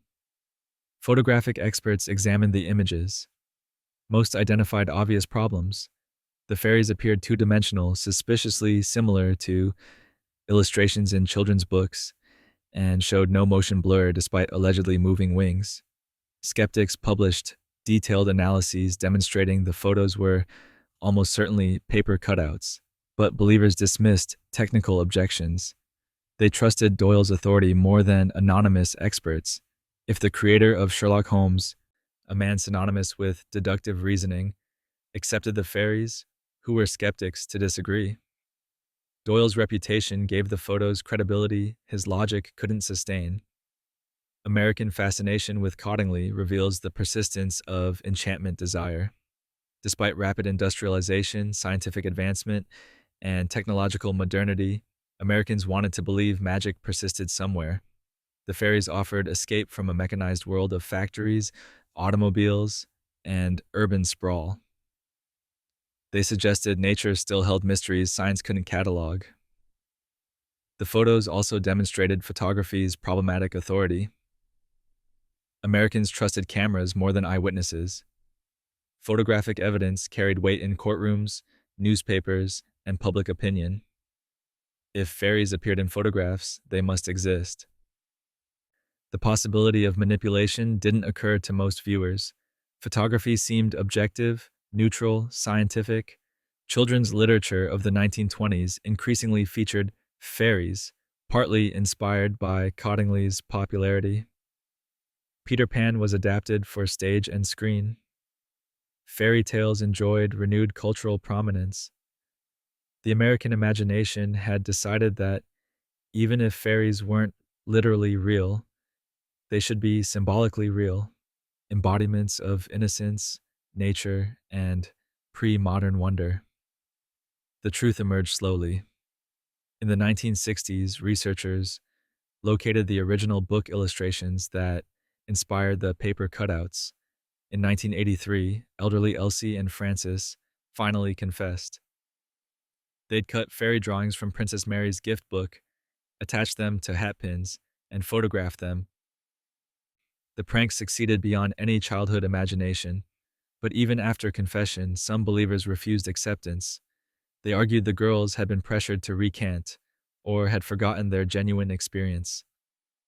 This pattern, maintaining belief despite definitive disproof, would characterize much of 20th century paranormal enthusiasm. The Cottingley fairies taught Americans that photographs could lie as easily as words. They demonstrated that authority figures could be fooled by desire. They proved that people would rather inhabit an enchanted world of fairies and spirits than accept a disenchanted universe of mere matter. And they established that confession doesn't necessarily end belief. Sometimes faith persists despite all evidence. Because the alternative, accepting the world is exactly as mundane as it appears, is simply too depressing. The Battle of Los Angeles. At 2:25 a.m. on February 25th, 1942, air raid sirens wailed across Los Angeles. Searchlights stabbed the darkness. Anti-aircraft batteries opened fire. For the next hour, gunners shot more than 1,400 rounds of artillery into the night sky over America's second-largest city. They hit nothing because there was nothing to hit. The Battle of Los Angeles began with a legitimate fear. Pearl Harbor had occurred just 10 weeks earlier. Japanese submarines had recently shelled the California coast. Everyone expected follow-up attacks. The entire West Coast was on edge, primed for invasion. On the evening of February 24th, intelligence reported unidentified aircraft approaching Southern California. At 7:18 p.m., a partial blackout was ordered. At 10:23 p.m., the all-clear sounded, but anxiety persisted. Rumors circulated that Japanese planes were hiding in the darkness, waiting to strike. At 2:15 a.m., radar detected an unidentified target approaching from the ocean. Air raid sirens screamed. Los Angeles went dark. Artillery batteries at Fort MacArthur and other positions locked onto searchlight beams sweeping the sky. Gunners reported aircraft in the beams. The order came: commence firing. For over an hour, shells burst over Los Angeles. Witnesses reported seeing anywhere from one to dozens of aircraft. Some claimed the searchlights illuminated a large object hovering almost motionless. Others swore they saw formations of bombers. Anti-aircraft crews insisted they scored direct hits, yet no planes fell from the sky. The barrage was visible and audible for miles. Spent shell fragments rained onto neighborhoods. Several buildings were damaged by falling shrapnel. 3 civilians died, 2 from heart attacks, 1 in a traffic accident during the blackout. Panic spread through the city as explosions lit up the sky. At 3:30 a.m., firing ceased. The searchlights went dark. The all-clear sounded at 7:21 a.m. Angelenos emerged to find their city littered with shell fragments, but no evidence of enemy aircraft. No wreckage, no bomb damage, no bodies, nothing. Military officials offered conflicting explanations. Secretary of the Navy Frank Knox called it a false alarm triggered by war nerves and maybe weather balloons. The Army insisted unidentified aircraft had been present, possibly commercial planes off course or even Japanese reconnaissance flights. Newspapers demanded answers. Some suggested the incident was being covered up. Investigation eventually concluded the most likely explanation. Observers had mistaken weather balloons or reflected searchlight beams for aircraft. Once gunners began firing, the shell bursts themselves created visual targets that searchlights followed and gunners engaged. The battle was soldiers shooting at their own explosions, creating a feedback loop of imaginary enemies. But many Angelenos never accepted the official explanation. They'd seen the searchlights illuminate something. They'd watched anti-aircraft shells explode around it. How could all those trained military personnel mistake nothing for aircraft? The incident sparked conspiracy theories that persist today. UFO enthusiasts claim the object was an alien spacecraft, impervious to artillery. Researchers point to photographs showing strange, luminous objects in the searchlight beams. Never mind that time exposure photography naturally created such effects. The Battle of Los Angeles became foundational mythology for UFO culture. What's undeniable is the psychological impact. Los Angeles had been attacked, not by Japan, but by its own fear. The city spent millions of dollars, fired thousands of rounds, killed 3 civilians, and terrorized millions in response to nothing. The incident revealed how vulnerable major cities were, not just to enemy action, but to their own panic. Secretary Knox's dismissal of the incident as war nerves enraged Californians who felt their legitimate fear was being mocked. The Army's insistence that something had been there, even if unidentified, offered more validation than truth. Americans preferred to believe they'd fought valiantly against a mysterious threat, rather than admit they'd shot at phantoms. The Battle of Los Angeles established patterns for every subsequent UFO panic and military overreaction. Given sufficient anxiety, people see threats everywhere. Once institutions respond to those perceived threats, the response itself becomes evidence that something was really there. The greatest danger isn't always the enemy outside. Sometimes it's the fear within. The Roswell incident on July 8th, 1947, the Roswell Army Airfield issued a press release that made international headlines. They had recovered a flying disc from a ranch near Roswell, New Mexico. Within 24 hours, the military reversed course. Actually, they announced, it was just a weather balloon.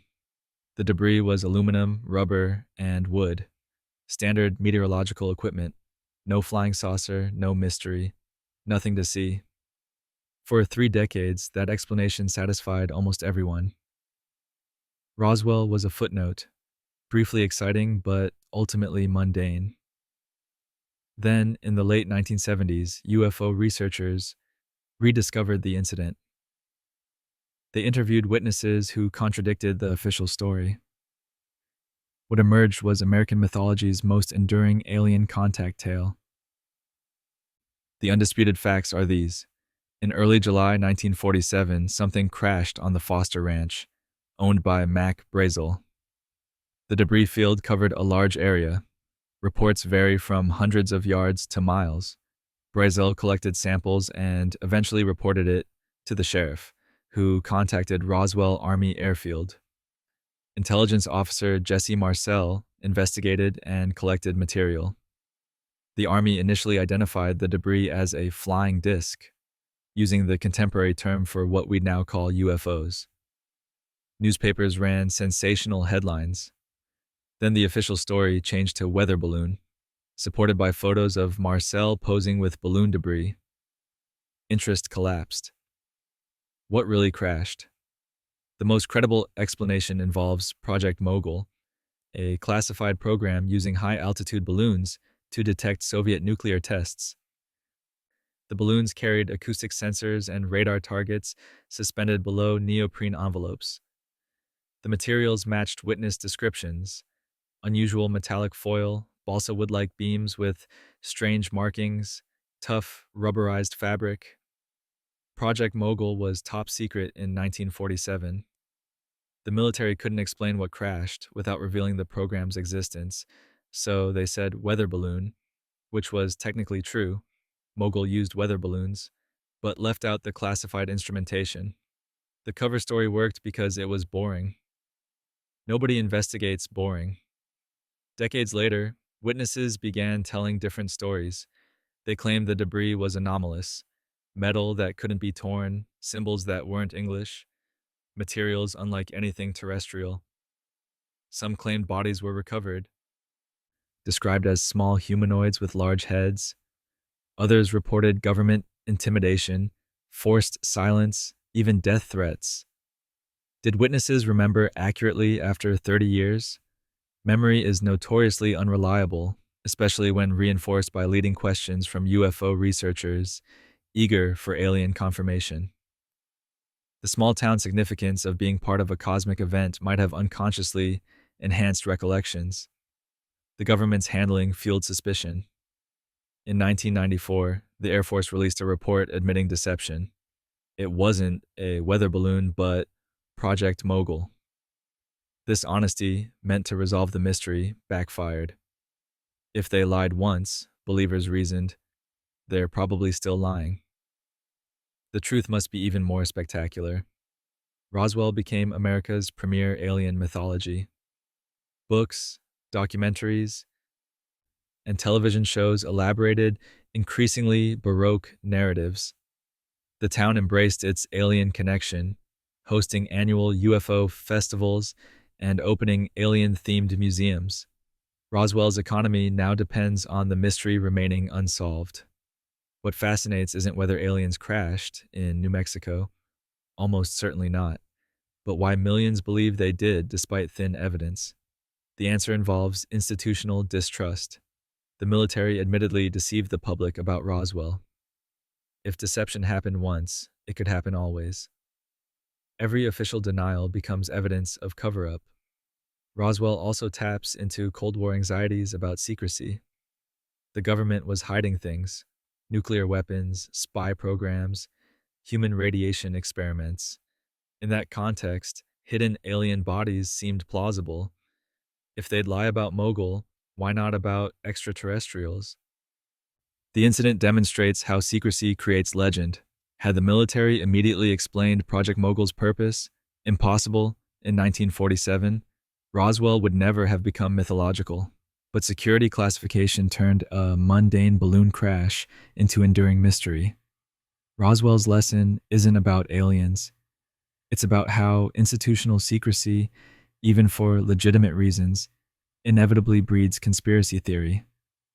When governments hide truth, citizens invent more interesting truths, and those invented truths, repeated often enough, become cultural reality more powerful than mere facts. The comic book panic. In the spring of 1954, the United States Senate Subcommittee on Juvenile Delinquency convened hearings on a dire threat to American youth. Comic books. The hearings climaxed on April 21st when Dr. Frederick Wertham, a psychiatrist, testified that comic books were a contributing factor to juvenile delinquency. Crime comics, horror comics, even superhero comics like Batman warped young minds.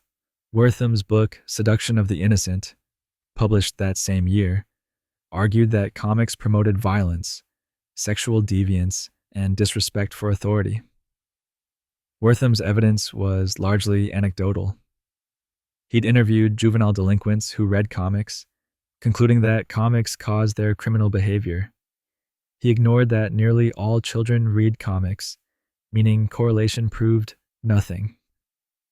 His methodology was shoddy, his conclusions predetermined, but his message resonated with anxious parents. The 1950s saw American adults terrified by their own children.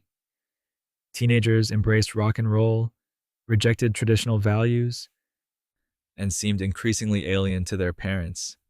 Comics became a scapegoat, visible, accessible, easy to blame for problems nobody understood. If juvenile delinquency was rising, something must be corrupting youth. Comics fit perfectly. Wertham made specific accusations that seem absurd in retrospect. He claimed Batman and Robin's living arrangement suggested homosexuality, corrupting young readers. Wonder Woman, he insisted, promoted lesbianism with her Amazonian world. Crime comics were instruction manuals for youth violence. Horror comics traumatized children psychologically. Superman's power fantasy allegedly undermined democratic values. Publishers defended themselves weakly. They noted that crime comics always showed criminals being punished. They argued that children could distinguish fiction from reality. They pointed out that juvenile delinquency had existed long before comics. Their defenses were logical but politically futile. The hearings created a moral panic. Cities banned comic sales to minors. Schools held public comic burnings, with students throwing their collections into bonfires. Parent-teacher associations organized boycotts. Catholic Church leaders condemned comics from pulpits. The industry faced existential threat. To avoid government censorship, publishers created the Comics Code Authority, a self-regulatory body enforcing strict content guidelines. The code banned graphic violence, sexual content, disrespect for authority figures, and sympathy for criminals. Vampires, werewolves, and zombies were prohibited. The word horror couldn't appear in titles. Comics had to promote respect for parents, law enforcement, and government. The code devastated the industry. EC Comics, publisher of Tales from the Crypt, and other popular horror titles, collapsed. Numerous smaller publishers went bankrupt. Superheroes dominated what remained. They fit code restrictions easily.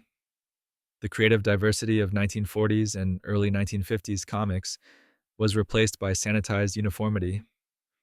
Wertham's research was later revealed as deeply flawed, even fraudulent.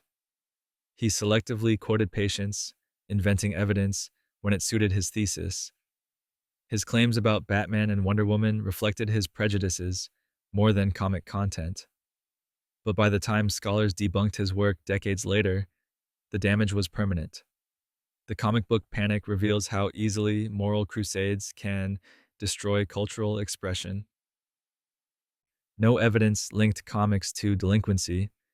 Crime rates actually dropped as comic readership increased. But evidence didn't matter when adults needed something to blame for their fear of changing youth culture. The parallels to later moral panics are obvious. Rock and roll in the 50s, violent films in the 80s, video games in the 90s, social media today. Each generation identifies a new medium corrupting youth. Each panic follows similar patterns: exaggerated claims, cherry picked evidence, legislative hearings, industry self censorship, and eventual recognition that the panic was overblown. Comics survived, eventually. The code's power eroded by the 1980s. Independent publishers ignored it. By the 2000s, graphic novels gained literary respectability, but an entire generation of creators had been silenced, and countless stories went untold because Senator Estes Kefauver needed television footage showing he was protecting America's children from illustrated paper. The fluoride conspiracy. In the early 1950s, American cities began adding fluoride to public water supplies. The practice, endorsed by the American Dental Association and Public Health Service, aimed to reduce tooth decay in children. The concentration was 1 part per million. Tiny, safe, effective. Within months, opposition movements erupted nationwide.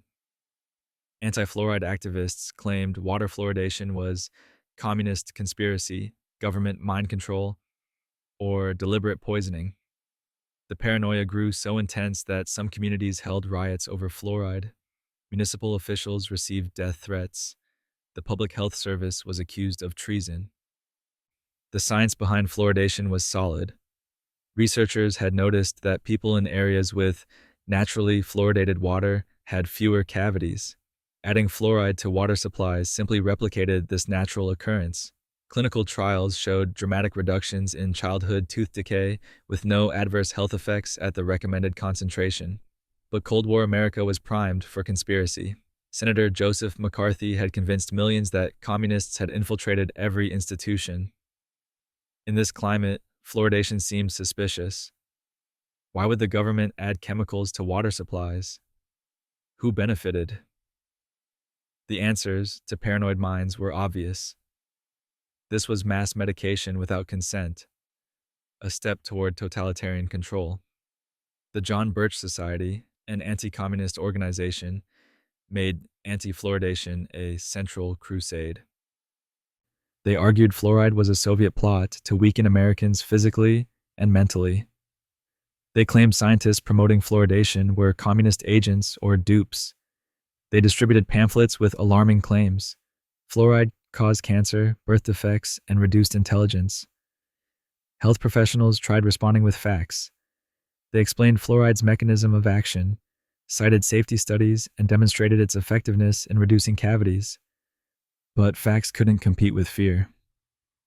Anti-fluoride activists framed the debate as freedom versus tyranny, individual rights versus government overreach. Who wanted to defend forced medication, even if the medication was beneficial? The conspiracy theories grew increasingly elaborate. Some claimed aluminum manufacturers promoted fluoridation to dispose of industrial waste profitably, fluoride being a byproduct of aluminum production. Others suggested fluoride was intended to make populations passive and easy to control. A few insisted Nazi concentration camps had used fluoridated water to keep prisoners docile. Local referendums became battlegrounds. Communities voted repeatedly on fluoridation, with campaigns turning vicious. Dentists supporting fluoridation faced boycotts. City council members received threatening calls. In some areas, anti-fluoride activists sabotaged water treatment facilities. What made the conspiracy particularly tenacious was its unfalsifiability. If studies showed fluoride was safe, conspiracy theorists claimed the studies were rigged. If scientists endorsed fluoridation, they were paid shills or brainwashed. If health outcomes improved in fluoridated communities, the improvements were attributed to other factors. No evidence could penetrate the conspiracy framework because the framework explained away all contrary evidence. The fluoride panic also revealed class and educational divides. Well-educated urbanites generally supported fluoridation after reading scientific literature. Working class and rural communities, more skeptical of government and scientific establishments, tended toward opposition. The debate became a proxy war between expertise and populism. By the 1960s, fluoridation had become routine in most American cities. Childhood tooth decay rates dropped dramatically. The predicted health catastrophes never materialized, but anti-fluoride movements never disappeared. They simply evolved, incorporating newer fears about government overreach, corporate corruption, and environmental toxins. Modern anti-fluoride activists rarely cite communism anymore. That Cold War fear has faded. Instead, they focus on autonomy. Forced medication, even beneficial medication, violates individual rights. They point to rare cases of fluorosis, cosmetic tooth discoloration from excessive fluoride exposure, as evidence of harm. They demand more research, ignoring decades of existing research.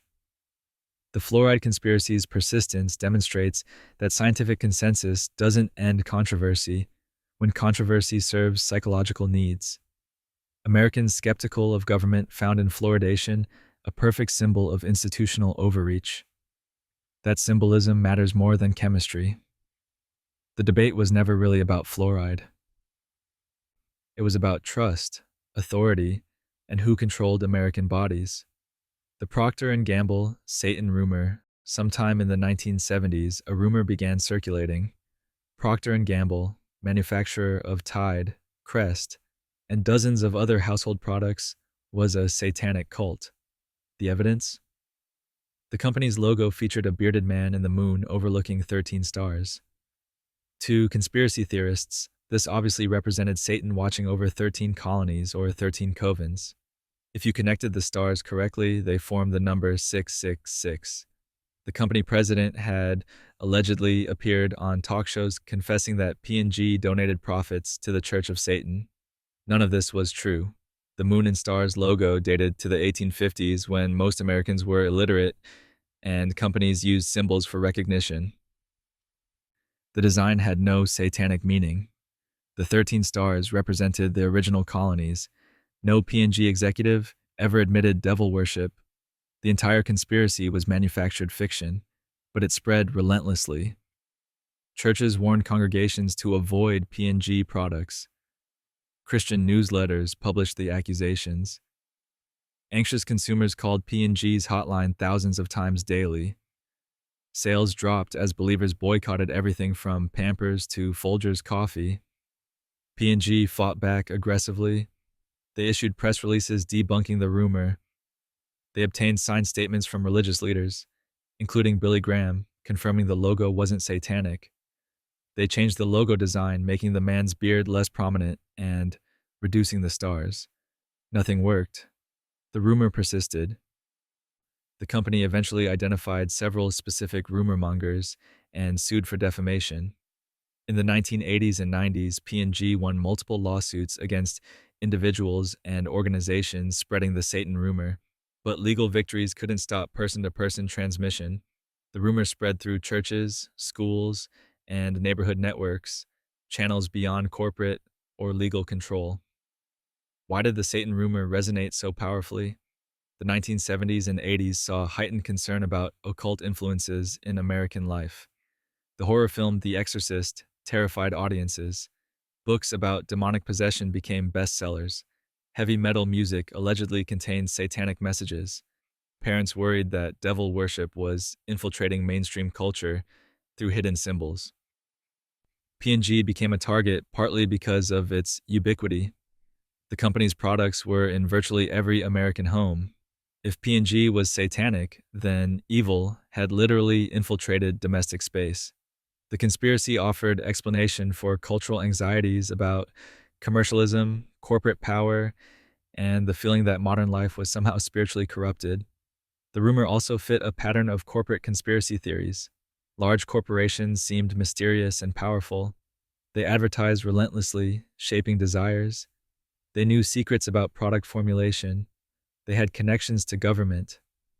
In this climate, the leap from corporations have hidden agendas to corporations worship Satan wasn't enormous. Religious communities proved especially susceptible. Churches provided networks for rumor transmission. Pastors repeated the claims from pulpits, giving them authority. Congregants trusted church sources more than corporate denials.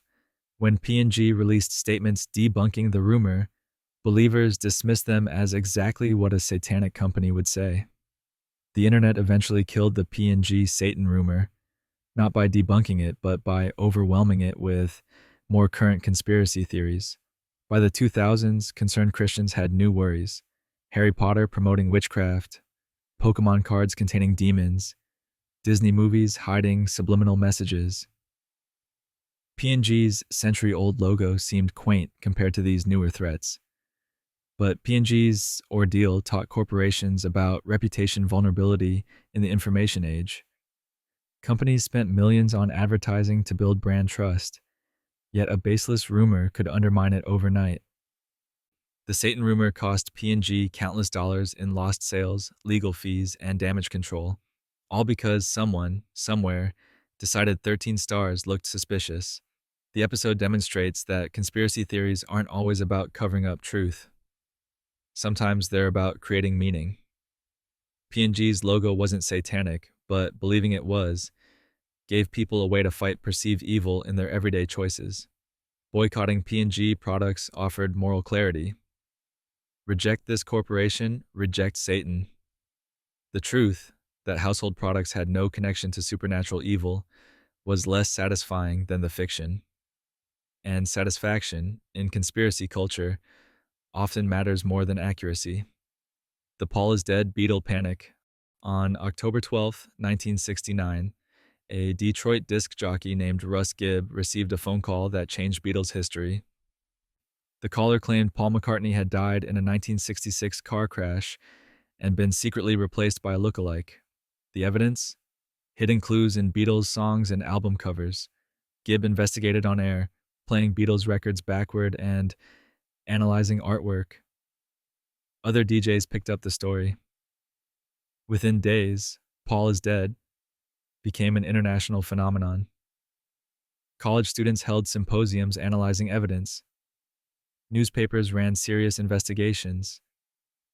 Life magazine sent a reporter to McCartney's Scotland farm to verify he was alive. The clues were elaborate. On the Abbey Road cover, Paul walked barefoot, symbolizing death. His eyes were closed on several photos. Death again. On Sgt. Pepper's Lonely Hearts Club Band, Paul wore a black armband. The license plate on Abbey Road read 28F, McCartney's age if he'd lived. Playing Revolution 9 backward allegedly revealed, "Turn me on, dead man." Believers constructed a detailed narrative. Paul had died November 9th, 1966, in a car accident.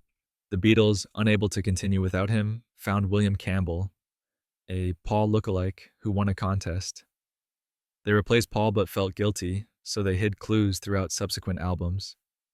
The Paul is Dead conspiracy became their confession, hidden in plain sight for those clever enough to detect it. The evidence gathering became obsessive. Fans studied every photograph with magnifying glasses, played every song backward, analyzed lyrics for double meanings. The more they looked, the more clues they found. Because that's how pattern recognition works. The human brain finds meaning in randomness when primed to expect it. The Beatles' response was bemused confusion. John Lennon called it insane. Paul McCartney gave interviews proving he was alive and annoyed. He explained that the clues were coincidences or deliberate mischief. The band occasionally dropped ambiguous hints in songs, not because Paul was dead, but because the conspiracy theories amused them. The genius of Paul's Dead was its unfalsifiability. Every denial became confirmation. Of course they'd deny it. The replacement Paul couldn't admit he wasn't Paul. McCartney's live appearances proved nothing. Makeup and plastic surgery explained differences in appearance. Skeptics who saw no clues simply weren't looking hard enough. The conspiracy also revealed how thoroughly fans had invested Beatles' music with meaning. The band wasn't just entertainment, they were cultural prophets whose every artistic choice supposedly contained hidden significance. This interpretive intensity made Paul is Dead possible. If Beatles' lyrics and imagery mattered so deeply, surely the band wouldn't include meaningless elements. Everything must signify something. Academia even got involved. College courses analyzed the death clues. Literary scholars compared it to medieval allegory, where texts contained multiple layers of meaning for initiated readers. Anthropologists studied it as modern mythology. The conspiracy became culturally significant regardless of truth value. The panic peaked in late 1969, then faded as McCartney's continued existence became undeniable. But it established templates for celebrity conspiracy theories. Elvis faked his death. Tupac is alive. Avril Lavigne was replaced by a clone. Each followed the Paul is dead pattern: analyze minutiae, construct narrative from coincidences, interpret denials as confirmation. What made Paul is Dead historically important was demonstrating how mass media and popular culture created new forms of collective delusion. Previous panics involved ghosts, monsters, or enemies. This one involved nothing but imagination, pattern recognition, and the desire to find hidden meaning in commercial entertainment. The Beatles had democratized cultural analysis. Anyone with a turntable could search for clues. You didn't need expertise, just obsession. This participatory element prefigured internet conspiracy culture, where amateur researchers crowdsource evidence and build elaborate theories from fragmented information. McCartney would later joke about the episode in songs like Live and Let Die. The conspiracy became part of Beatles mythology, a bizarre footnote in rock history, but it taught a lesson about fame in the media age. Celebrities don't fully control their own narratives. Audiences construct meanings, true or false, and sometimes those constructions become more culturally powerful than reality. Paul McCartney was alive, but Paul is Dead became immortal. The satanic panic between the late 1970s and early 1990s, America became convinced that a vast network of satanic cults was torturing and murdering children in daycare centers, schools, and private homes. The allegations were lurid beyond belief. Ritual abuse, infant sacrifice, underground tunnels, mind control. None of it was true. All of it was believed. The panic began with Michelle Remembers, a 1980 book by psychiatrist Lawrence Pazder and his patient Michelle Smith. Under hypnosis, Smith recovered memories of childhood ritual abuse by a satanic cult. The book described horrific ceremonies, torture, and even Smith being sewn inside a dead body. Critics immediately questioned its credibility. Satanic cult activity on that scale would leave evidence, but the book became a bestseller. Then came the McMartin preschool case. In 1983, Judy Johnson accused Raymond Buckey, a teacher at McMartin Preschool in Manhattan Beach, California, of molesting her son. Her accusations escalated. Children were being abused in tunnels beneath the school, forced to participate in satanic rituals, even made to witness animal sacrifices. Police sent a letter to 200 McMartin parents asking if their children had been abused. Therapists interviewed children using suggestive techniques. Under repeated questioning with leading questions and adult encouragement, children began describing impossible scenarios: secret rooms, underground tunnels, flying witches, abuse in hot air balloons. The case became national news. Other daycare centers were investigated. More allegations emerged. In Jordan, Minnesota, 24 adults were charged with participating in a child sex ring involving satanic rituals. In Bakersfield, California, dozens were accused. The satanic panic spread across America. The trials were catastrophic failures of justice. The McMartin case lasted 7 years and cost $15 million, making it the longest and most expensive trial in American history. No physical evidence was ever found. Tunnels didn't exist. Medical examinations found no abuse. But prosecutors relied on children's testimony, which grew more bizarre under repeated questioning. Eventually, all major charges were dropped or resulted in acquittals. Investigations revealed that therapists had coached children, suggesting abuse and rewarding confirmations. The recovered memories were implanted, not recovered. Children had been traumatized not by satanic abuse, but by the investigation itself. Why did America believe such impossible accusations? Multiple factors converged. The 1980s saw increased public awareness of real child abuse, making people vigilant perhaps to the point of paranoia. Fundamentalist Christianity was experiencing a revival, with Satan featured prominently in sermons. The women's liberation movement meant more mothers working and leaving children in daycare, creating guilt and anxiety about childcare arrangements.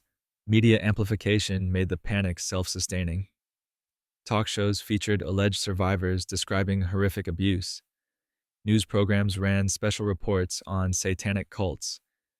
Each story validated previous ones, creating the illusion of widespread phenomenon. Skeptics who questioned the allegations were accused of enabling child abuse. Who would defend Satan worshippers? Therapists played a crucial role. Many genuinely believed they were uncovering repressed memories of real abuse.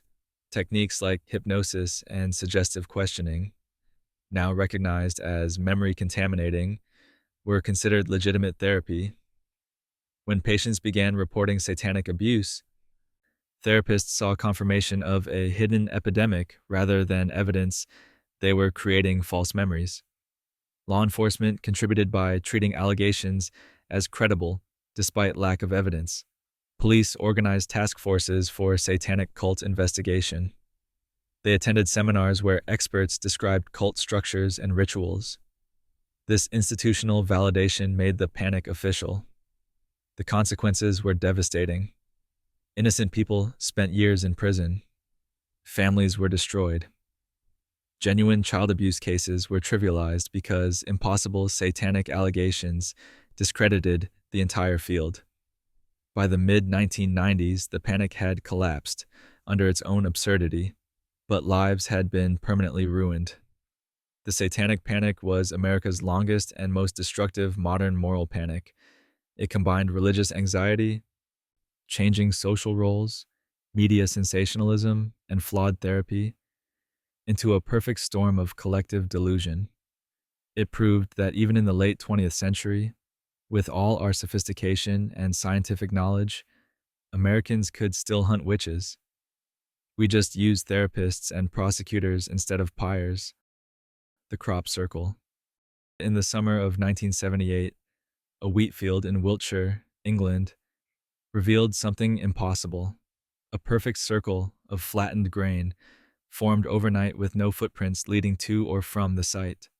Within a decade, similar circles appeared across southern England, each more elaborate than the last.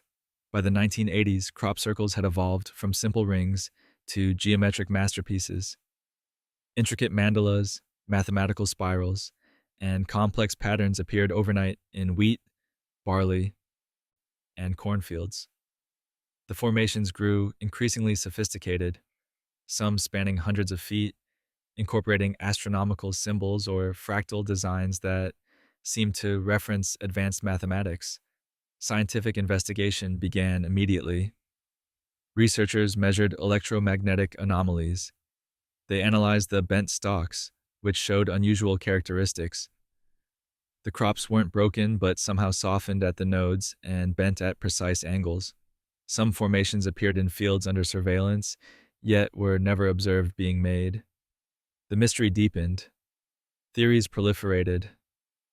UFO enthusiasts saw extraterrestrial messages, crop circles as alien calling cards, or navigational markers for spacecraft. New Age believers interpreted them as spiritual communications from higher consciousness. Some suggested plasma vortices or unknown atmospheric phenomena. A few proposed classified military testing of microwave weapons. The circle's mathematical precision convinced many they couldn't be hoaxes. Several formations incorporated sophisticated geometry, Euclidean theorems, Fibonacci sequences, representations of mathematical constants. How could hoaxers create these overnight in darkness without leaving traces? The logistics seemed impossible. American media discovered crop circles in the late 1980s. Unsolved mysteries featured dramatic segments. Network news ran special reports. By the 1990s, circles were appearing in American fields. First, a few in Kansas and Iowa, then throughout the Midwest. Tour operators offered crop circle viewing packages. Books analyzed their symbolism. Academic conferences debated their origin. Skeptics pointed to obvious problems. Why did circles appear primarily in southern England, conveniently near major roads? Why never in remote locations? Why did complexity increase over time, suggesting learning rather than consistent alien methodology? Why did formation rates correlate with media coverage? The truth emerged on September 9th, 1991, when Doug Bauer and Dave Chorley confessed to Britain's Today newspaper. They'd created the first circles in 1978 using simple tools, wooden planks and rope. They'd launched their careers as the most successful art pranksters in history, fooling scientists, mystics, and millions of believers for over a decade. Bauer and Chorley demonstrated their technique. Using a plank attached to rope, they could flatten crops in precise patterns. Entering and exiting via existing tractor lines left no footprints. Working at night took only hours. The sophisticated geometry required just basic planning. They'd created hundreds of formations, watching with amusement as experts declared them impossible to fake. But confession didn't end the phenomenon. Other hoaxers, inspired by Bauer and Chorley, continued making circles. They formed competing groups, each trying to outdo others with more complex designs. Crop circle creation became competitive art, with makers developing elaborate techniques. Meanwhile, believers refused to concede. They argued Bauer and Chorley couldn't have made all formations. They insisted some circles showed characteristics impossible to hoax. They developed elaborate criteria distinguishing real from fake circles, ignoring that all were fake. The crop circle phenomenon reveals how easily mystery satisfies deeper than truth. People wanted aliens or mystical forces to exist. Simple geometric patterns in wheat fields offered tangible evidence. When that evidence proved fraudulent, believers simply repositioned their faith. Maybe these circles were hoaxes, but others remained genuine. The craze also demonstrated how expertise doesn't prevent belief. Scientists studied the circles using sophisticated equipment, finding anomalies that seemed to confirm paranormal origin.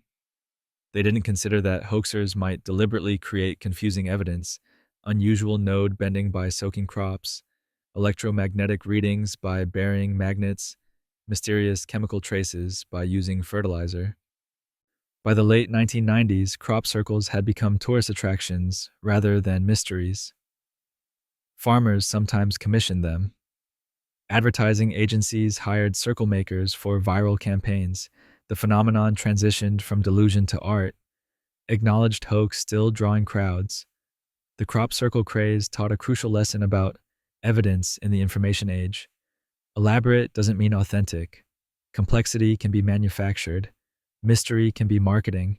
And sometimes the most elaborate explanations, aliens, plasma vortices, quantum consciousness, are less accurate than the simplest. Artists with rope and planks, bored with ordinary life, creating wonder in the darkness. The Y2K bug.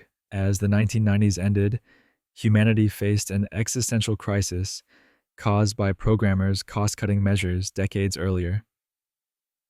When early computers stored years as 2 digits to save memory, 98 instead of 1998, nobody considered what would happen when calendars rolled from 99 to 00.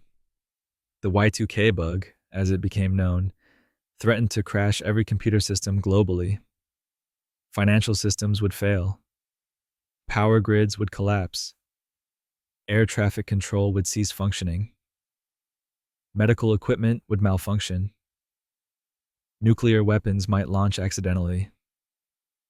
On January 1st, 2000, civilization itself could end, not from war or disaster, but from a date formatting error.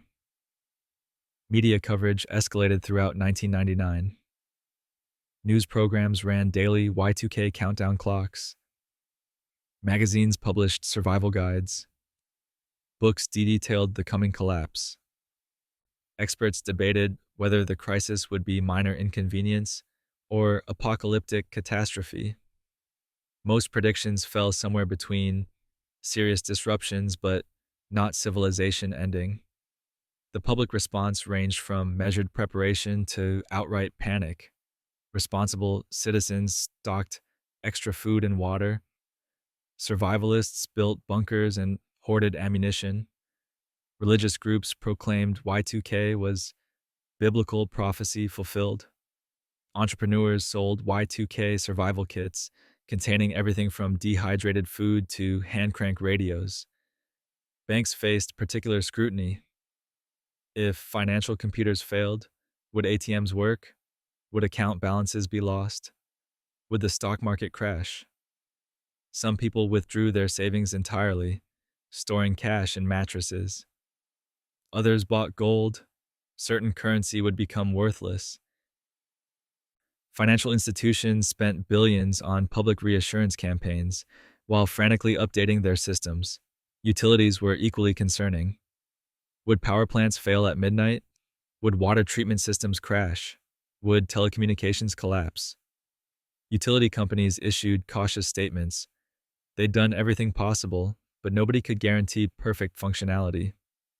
Residents in cold climates worried about losing heat in January. International coordination became essential. If Russian nuclear early warning systems failed, would they mistake Y2K glitches for American attack?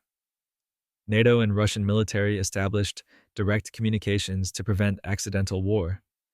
Similar protocols were implemented worldwide. Y2K forced unprecedented global cooperation. Behind the scenes, programmers worked frantically. They'd been warning about Y2K for years, largely ignored. Now, with deadline approaching, companies threw unlimited resources at remediation. Programmers examined millions of lines of code, replacing 2-digit years with 4-digit versions.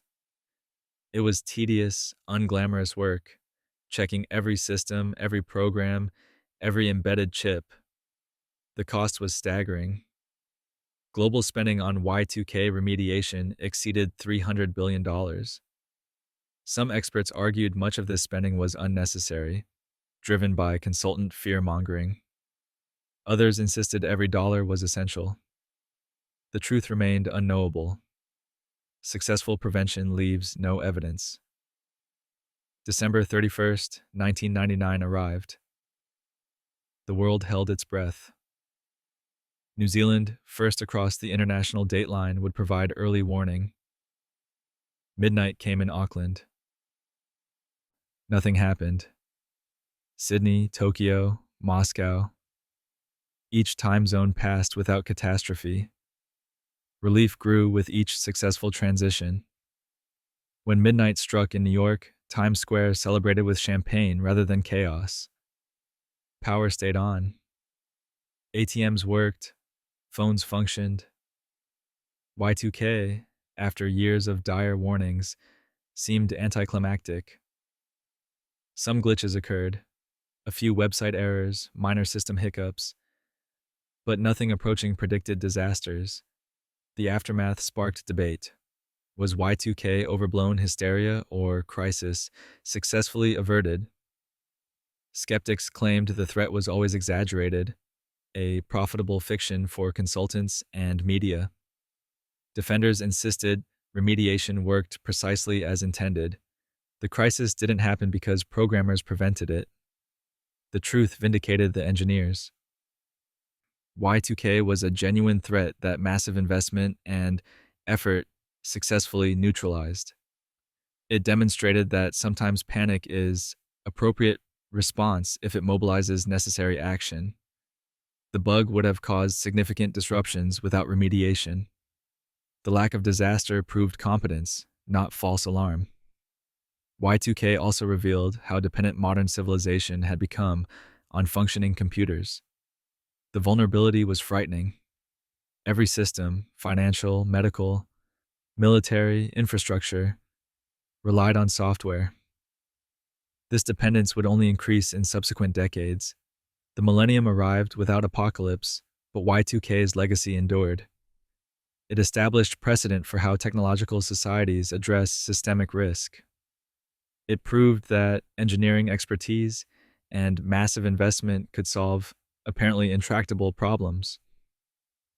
And it taught a paradox. Successful prevention always looks like overreaction because the disasters that didn't happen leave no evidence of their potential severity. The Balloon Boy Hoax on October 15th, 2009, Americans watched in horror as a silver helium balloon drifted across Colorado skies. Inside, allegedly, was 6-year-old Falcon Heen, trapped in his family's homemade experimental aircraft after it accidentally launched from their Fort Collins backyard. Television networks interrupted regular programming. News helicopters followed the balloon's flight. Authorities mobilized rescue teams. The Denver International Airport diverted flights. Millions watched live as the balloon traveled 50 miles at 7,000 feet altitude, everyone imagining the terrified child inside. The balloon, shaped like a flying saucer and covered in reflective silver material, was built by Richard Heen, Falcon's father. Heen, an amateur scientist and storm chaser with reality television aspirations, had constructed the craft as part of various experiments. Now his son was apparently inside, clinging to life as the balloon drifted toward inevitable crash. The chase lasted 2 hours. Military helicopters shadowed the balloon. Ground crews followed by vehicle, preparing for rescue operations. Cable news provided breathless commentary. The internet exploded with speculation and prayer. The nation collectively held its breath for a child in genuine peril. Then the balloon descended, landing in a wheat field. Rescue teams rushed forward. They opened the compartment. It was empty. Had Falcon fallen out during flight? Search teams scoured the balloon's path, looking for a small body. Then came relief. Falcon was home, hiding in the garage attic. He'd never been in the balloon. The entire crisis was a misunderstanding, or so the family claimed. The Heens appeared on national television that evening, explaining the ordeal. During the interview, CNN's Wolf Blitzer asked Falcon why he hadn't responded when parents called his name. The boy looked at his father and said, "You guys said that we did this for the show." The statement detonated the story. For the show? Investigation revealed the truth. The entire incident was a hoax. Richard Heen had deliberately released the balloon, claiming his son was inside, hoping the dramatic rescue would launch the family to reality television stardom. He'd coached his children to lie, traumatized his community, and wasted public resources. The motivation was nakedly ambitious. The Heenies had appeared twice on ABC's Wife Swap, but wanted their own show. Heen believed a dramatic event would attract network interest. He'd even scripted the aftermath, planning to reveal the rescue on a reality program. Falcon's honest slip exposed everything. Legal consequences followed swiftly. Richard Heen pleaded guilty to attempting to influence a public servant. He received 90 days in jail and was ordered to pay restitution exceeding $36,000 for rescue costs. His wife, Mayumi, pleaded guilty to false reporting. Both received probation.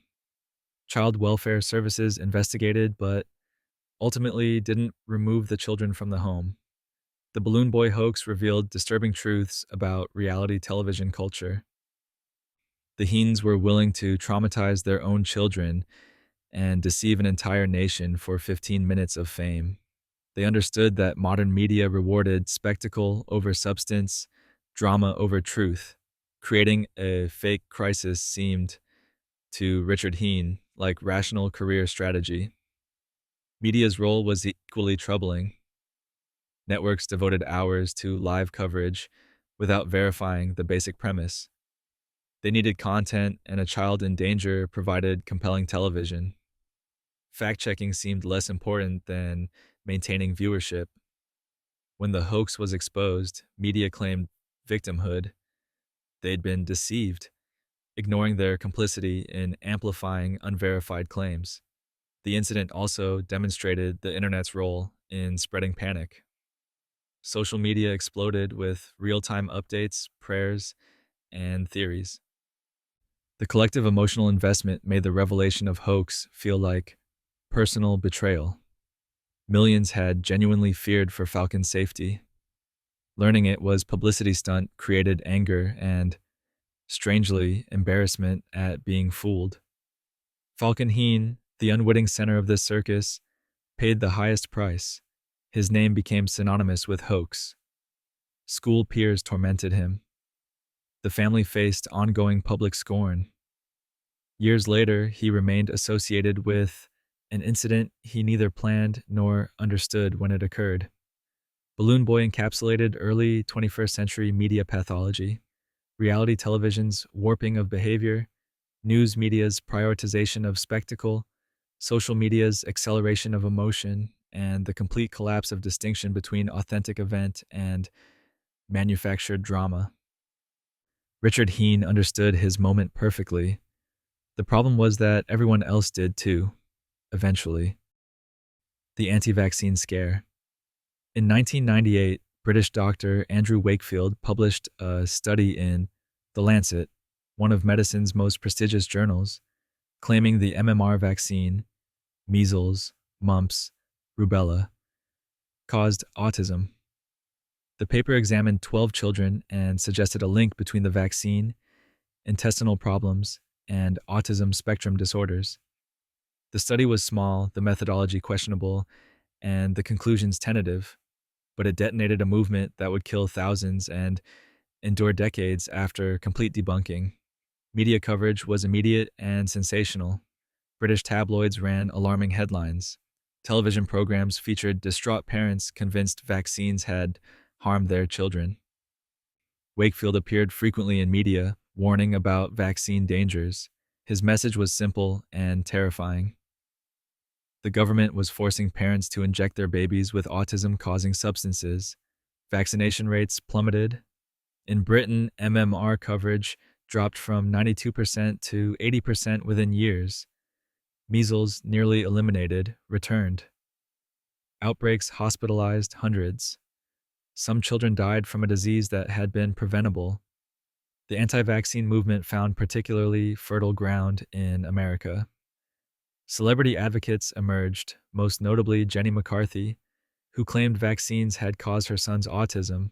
She appeared on Oprah, published books, and led protests against vaccine mandates. Her message resonated. She was a mother fighting medical establishment to protect children. The movement spread through parent networks and, crucially, the internet. Websites offered alternative vaccine schedules. Forums shared stories of vaccine injury. Facebook groups provided community for vaccine-skeptical parents. The decentralized structure made the movement nearly impossible to counter. Debunking one claim didn't stop others from proliferating. Scientific research demolished Wakefield's findings. Large-scale studies examining hundreds of thousands of children found no link between vaccines and autism. Researchers identified autism's genetic components, proving it began before birth, making post-birth vaccination impossible as cause. The evidence was overwhelming and consistent. Vaccines didn't cause autism. In 2004, investigative journalist Brian Deere revealed Wakefield's fraud. Wakefield had been paid by lawyers suing vaccine manufacturers, a massive conflict of interest he hadn't disclosed. He'd falsified patient data. The children in his study hadn't all developed autism after vaccination. Some had symptoms before receiving vaccines. The entire paper was fabrication. The Lancet retracted the study in 2010. Wakefield lost his medical license. The scientific case was closed. Vaccines didn't cause autism. The original study was fraudulent. But retraction didn't end the movement. It intensified. Believers saw Wakefield as martyr, silenced by pharmaceutical industry corruption. His discrediting became evidence of conspiracy. If medical establishment attacked him so viciously, he must have revealed dangerous truths. The movement mutated from scientific debate to faith-based resistance against institutional authority. The consequences were devastating and ongoing. Measles outbreaks erupted regularly in communities with low vaccination rates. In 2019, the United States reported its highest measles cases in 25 years. Children died. Some suffered permanent brain damage, all preventable. The anti-vaccine movement also revealed how scientific literacy gaps enable misinformation. Many parents struggled to evaluate competing claims. On one side, complex epidemiological studies, statistical analyses, institutional authorities. On the other, emotional testimonials from other parents, simple narratives of cause and effect, and deep distrust of pharmaceutical companies. That distrust wasn't entirely unfounded. Pharmaceutical industry had history of prioritizing profit over safety. This legitimate skepticism, however, was misdirected. Vaccines were among medicine's safest, most thoroughly tested interventions. The evidence for their safety and efficacy was extraordinary. But nuance is difficult. If you distrust pharmaceutical companies generally, why believe them about vaccines specifically? Social media amplified everything. Algorithms prioritized engagement over accuracy. Anti-vaccine content was emotional, shareable, and generated strong reactions, exactly what algorithms promoted. Parents searching for vaccine information encountered anti-vaccine propaganda prominently. Fringe positions gained mainstream visibility. The COVID-19 pandemic brought vaccine hesitancy to crisis level. Decades of anti-vaccine messaging had created populations resistant to vaccination during an actual pandemic. Misinformation spread as quickly as the virus.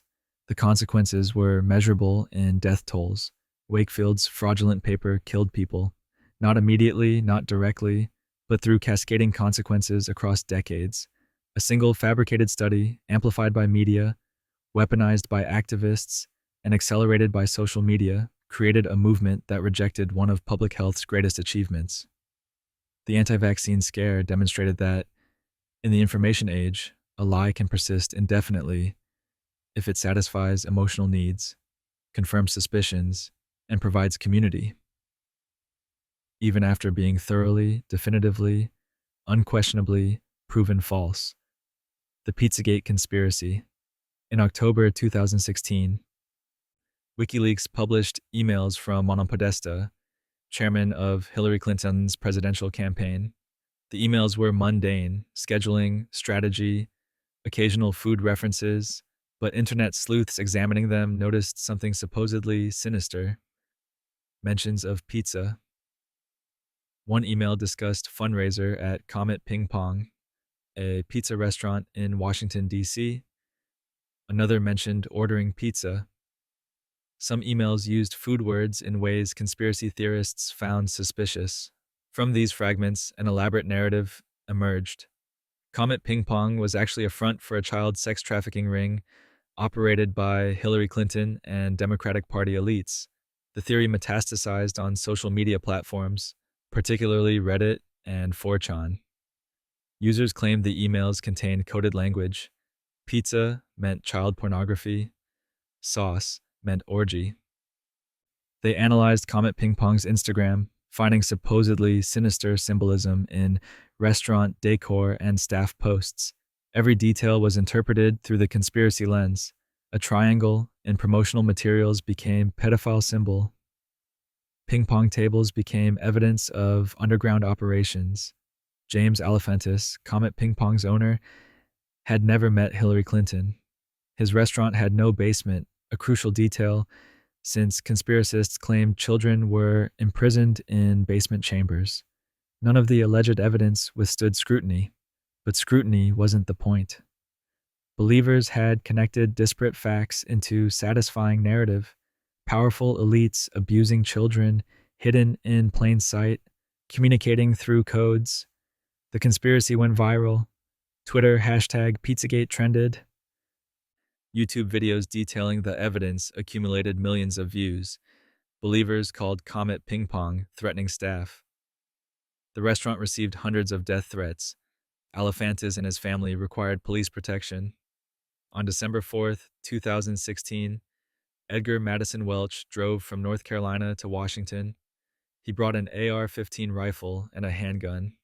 His mission: rescue the children he believed were imprisoned in Comet Ping Pong's basement. Welch entered the restaurant around 3 p.m. on a Sunday. He pointed his rifle at an employee and demanded to see the basement. He fired the weapon multiple times, hitting walls and a door. Terrified staff and customers fled. Police arrived within minutes. Welch surrendered, explaining he was investigating child abuse allegations. Officers searched the restaurant. They found no basement, no children, no evidence of anything criminal, just a pizza restaurant with bullet holes. Welch was arrested. He later told police he'd made a mistake, that the intel on this wasn't 100%. Welch pleaded guilty to assault and weapons charges. He received 4 years in prison. In his statement, he acknowledged being foolish and reckless. The court-appointed psychologist found him intelligent but susceptible to conspiracy theories. He genuinely believed he was rescuing children. Pizzagate didn't end with Welch's arrest. Believers argued his failed rescue proved the conspiracy.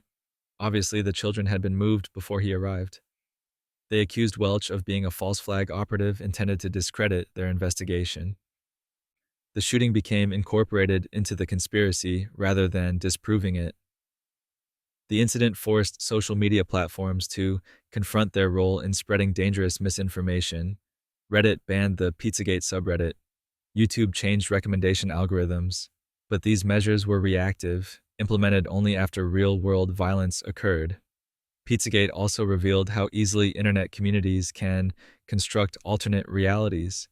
The conspiracy began with legitimate emails, but interpreted them through predetermined conclusion. Every new detail was forced into the narrative framework. Disconfirming evidence was dismissed or reinterpreted.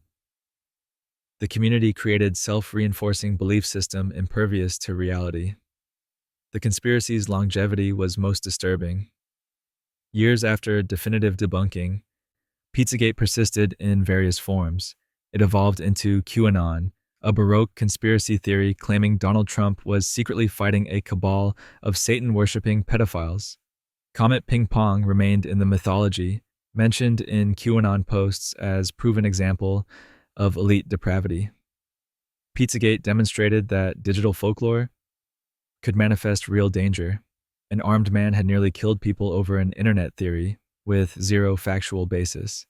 The shooting proved that online conspiracies weren't harmless entertainment.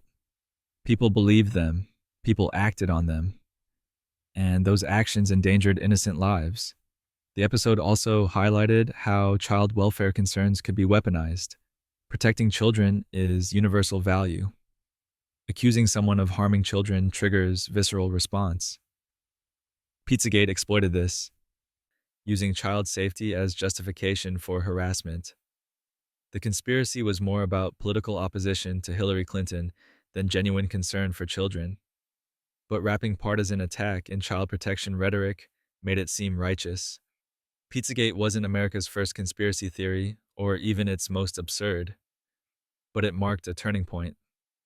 The moment when internet-born conspiracies transitioned from entertainment to ammunition, when digital delusion manifested as loaded rifle in a pizza restaurant, when the line between online fantasy and offline violence finally, definitively collapsed.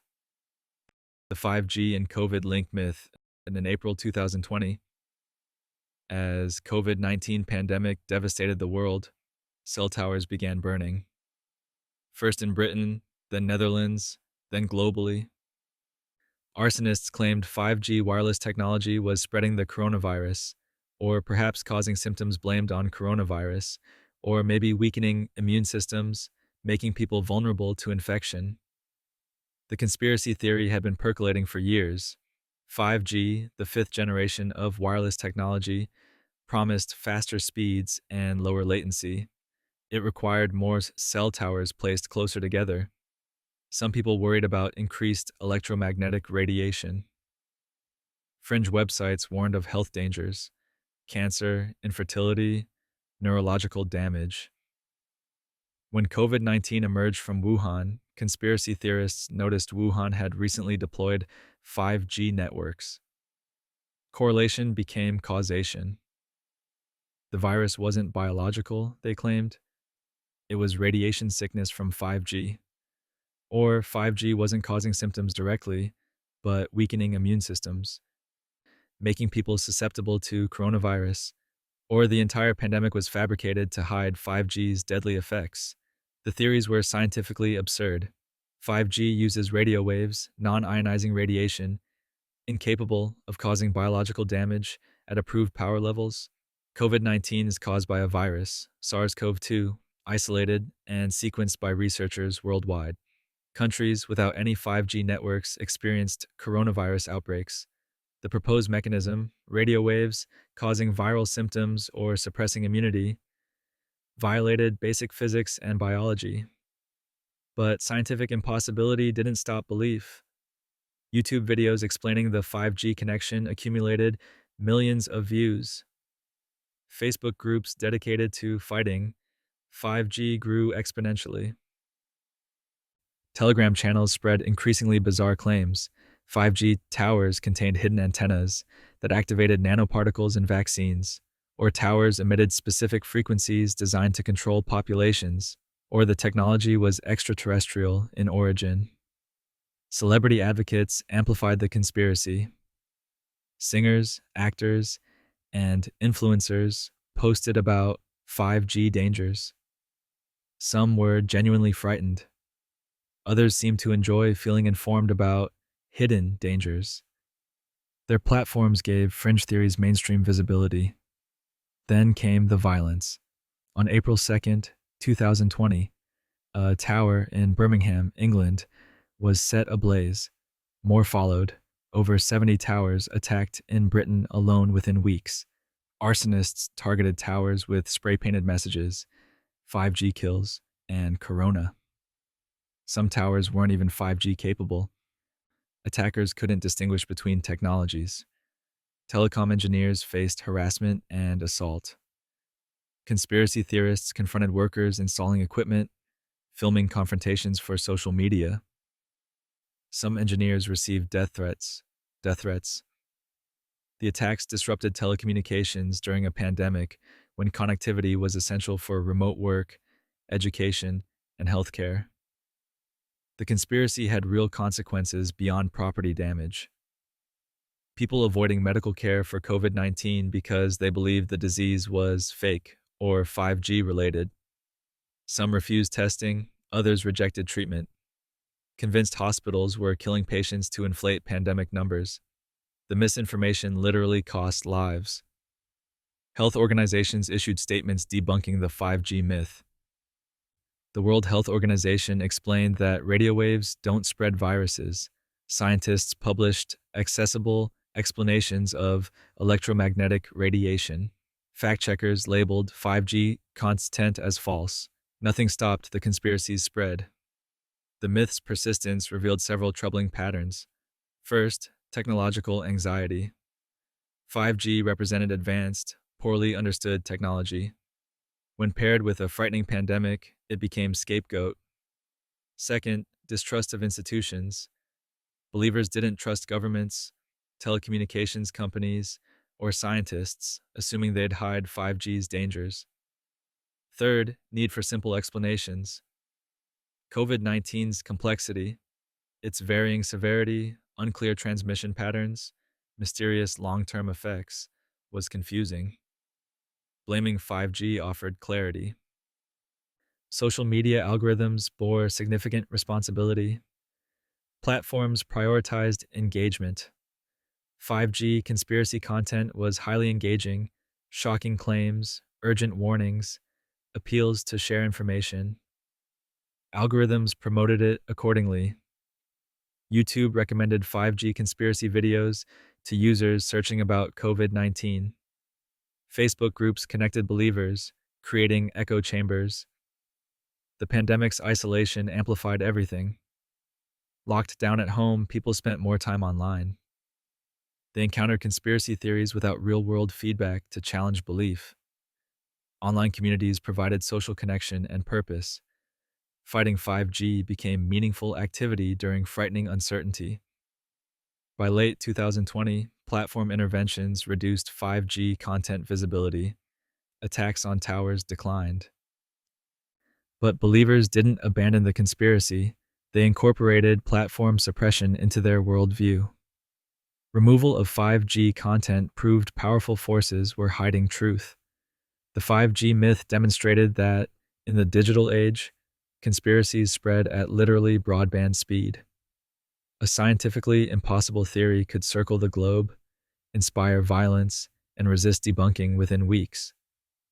Information traveled faster than truth. Panic moved at the speed of modern telecommunications, ironically, enabled by the very networks conspiracists claimed were deadly. The AI deepfake future. We've arrived at a moment when seeing is no longer believing. Artificial intelligence can now generate images, audio, and video indistinguishable from reality. The technology, called deepfakes, represents the culmination of 2 centuries of American belief, delusion, and manufactured truth. The technology emerged gradually. Early 2010s image manipulation was detectable by experts. By 2020, AI could swap faces in videos convincingly. By 2023, it could generate entirely synthetic people, complete with voice and mannerisms. By 2025, distinguishing real from artificial had become nearly impossible without forensic analysis. The implications are staggering. Political candidates can be shown saying things they never said. Corporations can fabricate evidence in lawsuits. Criminals can impersonate anyone through video calls. Journalists can be discredited with synthetic recordings. The already fragile relationship between evidence and truth has been completely severed. Early deepfakes were mostly entertainment or harassment. Actors inserted into films, celebrities' faces on pornography. Then came political weaponization. Synthetic videos of politicians making inflammatory statements appeared during elections. Some were quickly debunked. Others circulated long enough to influence voters before fact-checkers caught them. The technology democratized rapidly. Early deepfakes required expensive equipment and expertise. By the mid-2020s, smartphone apps could create convincing fakes. Anyone with basic technical skill could manufacture synthetic evidence.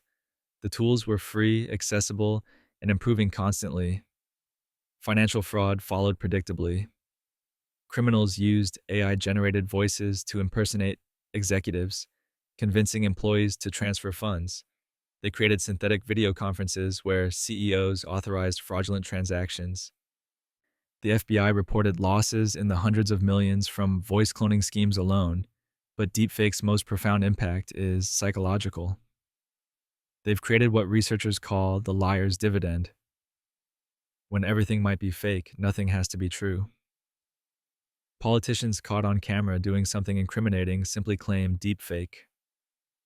The public, unable to verify authenticity, splits along partisan lines. Truth becomes whatever your tribe decides it is. This represents the logical endpoint of American relationship with belief that began with the Great Moon Hoax. In 1835, the New York Sun invented Batmen on the moon, and readers believed because print seemed authoritative. Each subsequent technology, photography, radio, television, internet, promised to deliver objective truth, but instead created new opportunities for deception.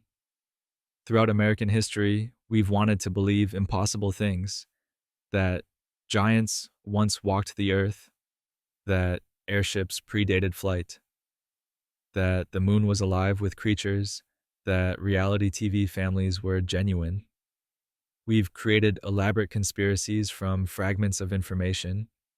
We've turned anxiety into monsters, uncertainty into certainty, confusion into clarity by inventing stories that felt true even when they weren't. Deepfakes are different only in degree, not kind.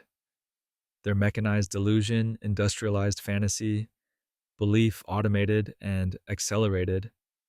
Every previous hoax required human effort. Someone had to carve the Cardiff Giant, construct the Cottingley Ferry cutouts, release the balloon boy. Deepfakes generate deception at machine speed. Thousands of synthetic videos produced daily. The solutions being proposed, blockchain verification, digital signatures, forensic analysis tools, address symptoms, not disease. The problem isn't technological inability to detect fakes. It's that most people won't check. They'll believe what confirms their existing worldview, share what triggers emotion, and dismiss contradictory evidence as manipulation. We're entering an era where the question isn't, is this true, but do I want it to be true? That's always been part of American belief culture. The Moon Hoax succeeded because readers wanted lunar life. The Satanic Panic persisted because it validated fears about social change. Pizzagate resonated because it confirmed partisan suspicions. Deepfakes simply make the choice explicit. You can believe the video of the politician you hate saying something abhorrent, or you can dismiss it as synthetic. Evidence no longer adjudicates. Tribal affiliation does. This is where 200 years of American belief and delusion have brought us, to a place where reality itself is negotiable, where seeing isn't knowing, where truth is whatever generates the most engagement on social media. We've always been susceptible to believing comfortable lies over uncomfortable truths. We've just never before had technology that could produce lies this convincing, this quickly, this relentlessly. The Cardiff Giant taught us that Americans would pay admission to see obvious frauds. The War of the Worlds taught us that realistic media could trigger panic. Pizzagate taught us that internet conspiracies could inspire violence. Deepfakes teach us that in the 21st century, reality itself has become optional, and millions of Americans are opting out. Where does this end? Perhaps it doesn't. Perhaps we simply adapt to a world where nothing can be definitively proven, where all evidence is suspect, where belief is entirely untethered from verification. We've been practicing for this moment since 1835. We're ready. The question is whether democracy, justice, and shared reality can survive in a world where seeing is no longer believing, where, in fact, believing is all we have left. And that brings us to the present, to a world where artificial intelligence can make anyone say anything, where reality itself has become negotiable, where 200 years of American belief and delusion have finally arrived at their logical conclusion. Nothing has to be true if you don't want it to be. We started this journey with Americans staring at the moon through telescopes, desperate to find Batman and unicorns, eager to believe the universe was less lonely than it appeared. We end with Americans staring at screens, still desperate, still believing, still seeing what they want to see, just with better special effects. The technology has changed. The desire hasn't. From the Great Moon Hoax to deepfakes, from Cardiff Giants to Pizzagate, from Halley's Comet pills to 5G conspiracies, we've spent 2 centuries proving that Americans will believe almost anything, as long as it's interesting enough, scary enough, or confirms what we already suspected. We've bought fake medicine, hunted fake monsters, feared fake invasions, and created fake memories of fake abuse. We've turned weather balloons into alien spacecraft, internet rumors into armed standoffs, and children's pranks into religions with millions of followers. And somehow, impossibly, gloriously, America survived all of it. So tonight, as you drift off to sleep, remember this. Somewhere out there, someone is absolutely convinced of something completely untrue. They have evidence, they have witnesses, they have a whole community that agrees with them. They might even be you, but at least you're not buying comet pills or searching for Batman on the moon. Yet. Sweet dreams, and maybe double check that news article before you share it tomorrow.